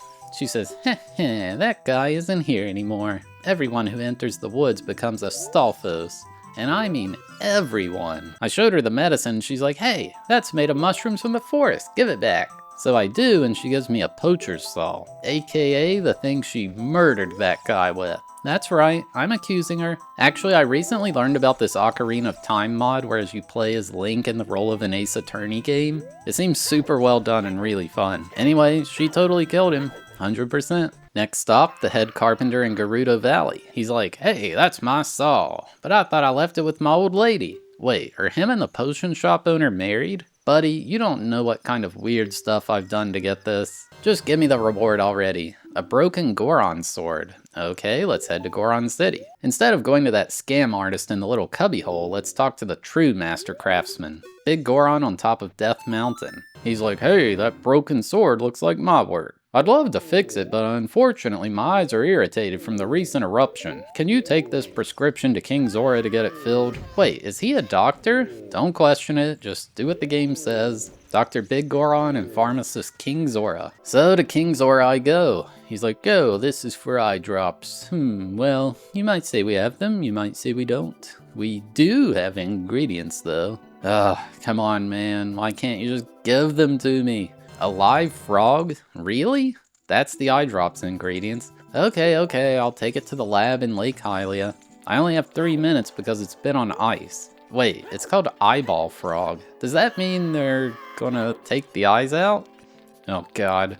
I took it there and the person's like, oh my goodness, I haven't seen a fresh eyeball frog since Zora's domain froze over. I'm gonna be eating good tonight. Huh? Oh wait, they're for making eye drops? Well, okay then. Darn, I was wanting a good meal. This person is so freaky. First the weird shark, now this. Anyway, I received the world's finest eye drops and had to hurry to Death Mountain while they were fresh. I guess if I fail this, I can just go get another frog. Must be in big supply in King Zora's stash. Alright, here you go. I love how when he drops them in, it's like the loudest sound ever. Actually, I wonder how that little bottle was enough for his big ol' eyes. He's ecstatic to be back to normal. He says business isn't consistent lately, so he wants to make me a sword. However, it's going to take him a couple days to make it, so he gives me a claim check. Way faster turnaround over that other guy. Good thing I don't have to actually wait 3 days. I wonder what he thinks seeing me just play music and the time change so drastically. I guess people around here are used to it with how often I play this song. Finally, the Biggoron sword. This thing is so strong. I was never able to figure out how to get it as a kid, but now I finally have it. And with that, I believe we have a 100% completion file. No one mentioned the Hylian Loach. I hate that thing. But really, I may have missed something. Pretty sure I got it all. Only one thing left to do. Back in Ganon's castle, I entered the scary mouth to climb to the central tower. He's probably so annoyed with how long I've kept him waiting. Wow, I really love what he's done with the place. Red carpet and gemstones on the wall? I feel like a celebrity guest. Remember how I said Dinolphos was exclusive to Gerudo Training Ground? Yeah, that immediately turned out to be incorrect. I didn't know what was in here when I wrote that line, okay? Next up was Stolfos. The boss key was being held in the center of the room. Why does Ganondorf keep his boss key just here anyway? Seems like bad security practice. Love using this Biggoron sword, by the way. Kills these things in 2 hits. 2 iron knuckles at once? Ganondorf, you spoil me. And the black and white armor, it's just so good.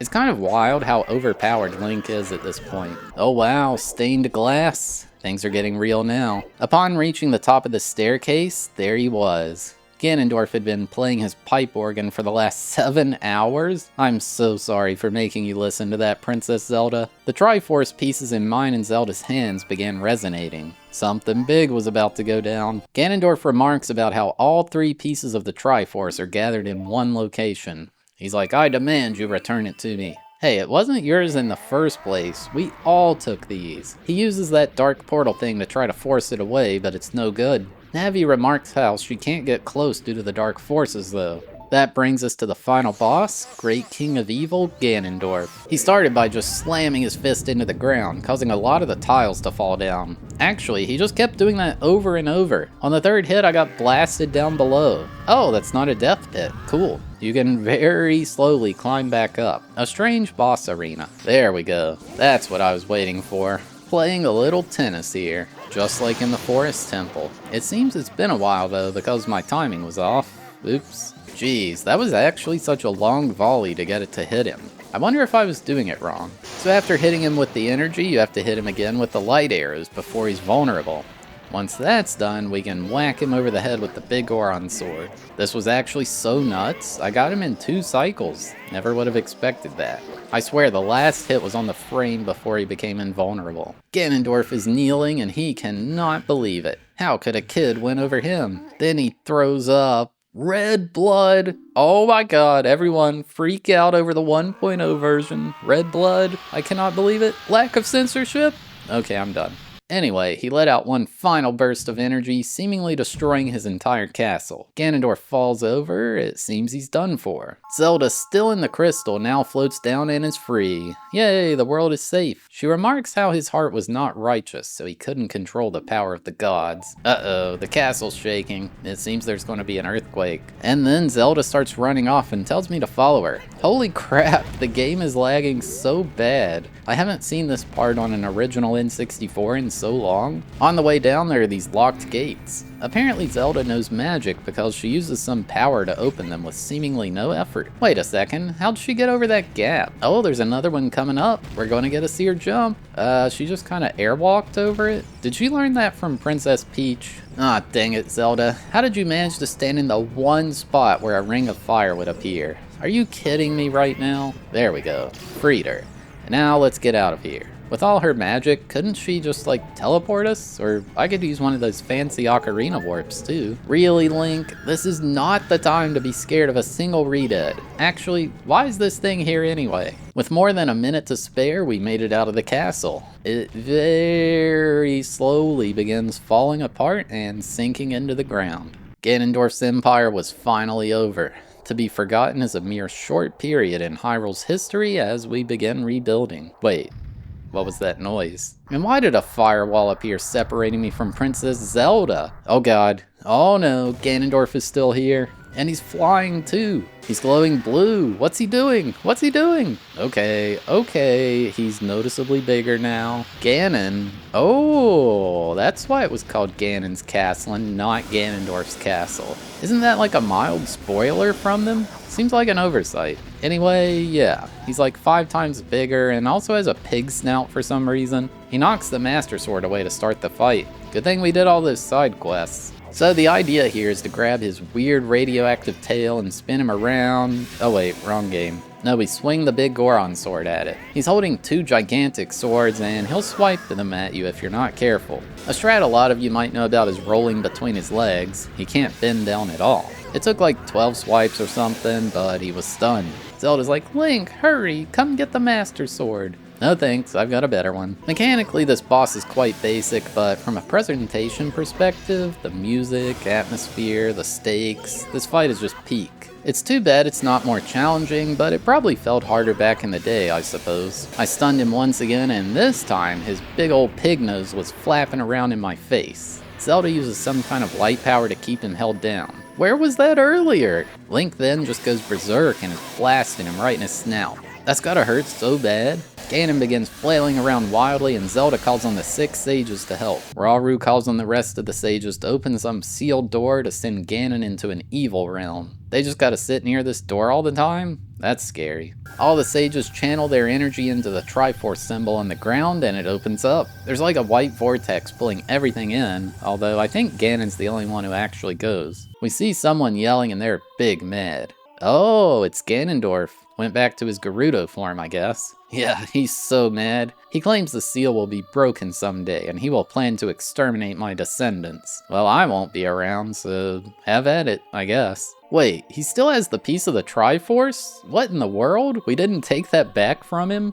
Wait, what? Where are we? Just standing in the sky? Okay, sure. Zelda goes on a big spiel about how this was all her fault, and now that peace is returned to Hyrule, Link needs to go back home to his original time. Return the Master Sword and close the door of time. And finally, our adventure is over with the credits playing. I love everyone dancing here with all the Poes burning. Even Talon and Ingo are getting along now. Who would have thunk it? Wait, how is the windmill guy just spinning upside down like that? What are those Kokiri girls doing to him? And what's with the young and old carpenters being together? Did they find the door of time too? That Biggoron needs to calm down. He's gonna kill everyone acting like that. Actually, why didn't he just fight Ganondorf? Oh wow, the sages are all safe again. Thank goodness. So, Naboru, about that offer from before, that's still on the table? Meanwhile, Link is back to his kid self again. Wait a minute, wouldn't Ganondorf still be here in this timeline? Hey wait, why is Navi leaving? Doesn't even say goodbye or anything, just pieces out without a word.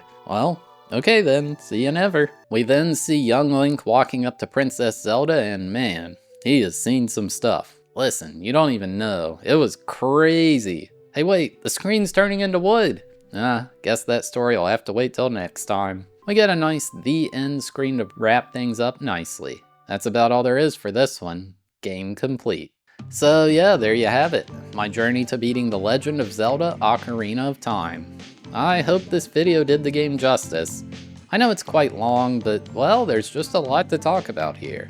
The 100% run coming in at about 25 hours, that actually isn't that long compared to a few games I've played on the N64 so far. However, if I had never played this before, that would have more than doubled. I mean, what can I say? This game revolutionized 3D gaming in my opinion. People who had only played console games at the time had never really experienced something like this before. For many, including myself, this was the first Zelda game we ever played. The story's pretty cool, all the world building and dungeons and bosses feel so unique. It really uses the N64 controller so well, and it adapts well to modern controllers too. The only thing I noticed that's rough was the low frame rate playing it on the original hardware, but like, there's so many re-releases of it, it runs great on emulator, and there's now even the Decomp project you can play. Please try this game if you've never played it. It's worth it. Personally, I still think I had a better time playing Paper Mario over this, but this is definitely my second favorite I've played in the challenge so far. I gave The Legend of Zelda Ocarina of Time a 10 out of 10 for enjoyability and a 2.5 out of 10 for difficulty. Alright, thanks for watching. I hope you enjoyed. We had a randomized marble race to determine which game was next, so here's how that played out. Or skip to the timestamp on screen to skip straight to the game selection. Alright, we'll do a random track Marbles Diner. Got 179 games on the list. Bunch of games here, like Army Men, Sarge's Heroes 2. Or maybe Monopoly. Or how about Resident Evil 2? 3, 2, 1, go. And they are off, coming down the pachinko machine. Who will be the first one out? It appears to be Puyo Puyo N Party as well as San Francisco Rush 2. Mario Golf off to an early lead. And there's the last Jikyo game, the Japanese baseball RPG. People really like those videos, but playing them is actually quite a slog. It is Mario Golf as we're coming through like the 1950s diner here. What the heck is this? An off-road challenge surging forward with a commanding lead. We got, oh my god, somehow, what is happening? I've never seen this. It's crazy boost. Off-road challenge, Monopoly, Banjo-Kazooie, the clear top 3 right now. What in the world was that? It was like hacks. I don't know what that was, but Off-Road Challenge definitely in the lead currently. Monopoly, Banjo-Kazooie, the 3 favorites by a landslide. But it is Off-Road Challenge in the lead, and it's getting bounced around quite a lot here as some rainbow stuff showed up. I don't know what that is either. Off-Road Challenge, the first one through this hairbrush thing, and Monopoly not too far behind. Banjo-Kazooie trying to catch up. None of the others are anywhere close. They got that boost earlier, and actually Off-Road Challenge and Monopoly have created some separation between Banjo-Kazooie. We'll see how this plays out. Brunswick Circuit Pro Bowling is in 4th place. And Off-Road Challenge explodes, and it does land in the hole. That was quite dangerous, but did succeed there. SD Hiryu is down. Banjo-Kazooie also landing in the hole. Off-Road Challenge just currently dominating, but into the maze here. Can Off-Road Challenge get out of this maze? There's plenty of walls to stop it. It does escape. Monopoly, though, very, very close. It's anybody's game here. Banjo-Kazooie trying to catch up as well. We're nearing the end of this race with Off-Road Challenge still just dominating. Coming through the fan, and Off-Road Challenge and Monopoly. The equalizer with the fan, but Off-Road Challenge separates. And it's just domination. Off-Road Challenge annihilated. I don't know what happened at the start of this one, but man. There you go. Off-Road Challenge. It just... There was no lead change. It just was in first the whole time. And we got Hercules back here just being atrocious. I don't know what the heck this is. Like, not even slightly close. This was a weird track. I think there's some randomness to it. Like, I think those marbles sped up due to like a random buff or something. I don't know. Alrighty. Off-Road Challenge. It has been decided. But yeah, if you're still here watching, you're awesome. Thank you so much. If you had a good time, consider hitting that like button, or maybe even dropping a subscription. Or hey, maybe even watch another one of these videos that's on screen now. And yeah, see you next time.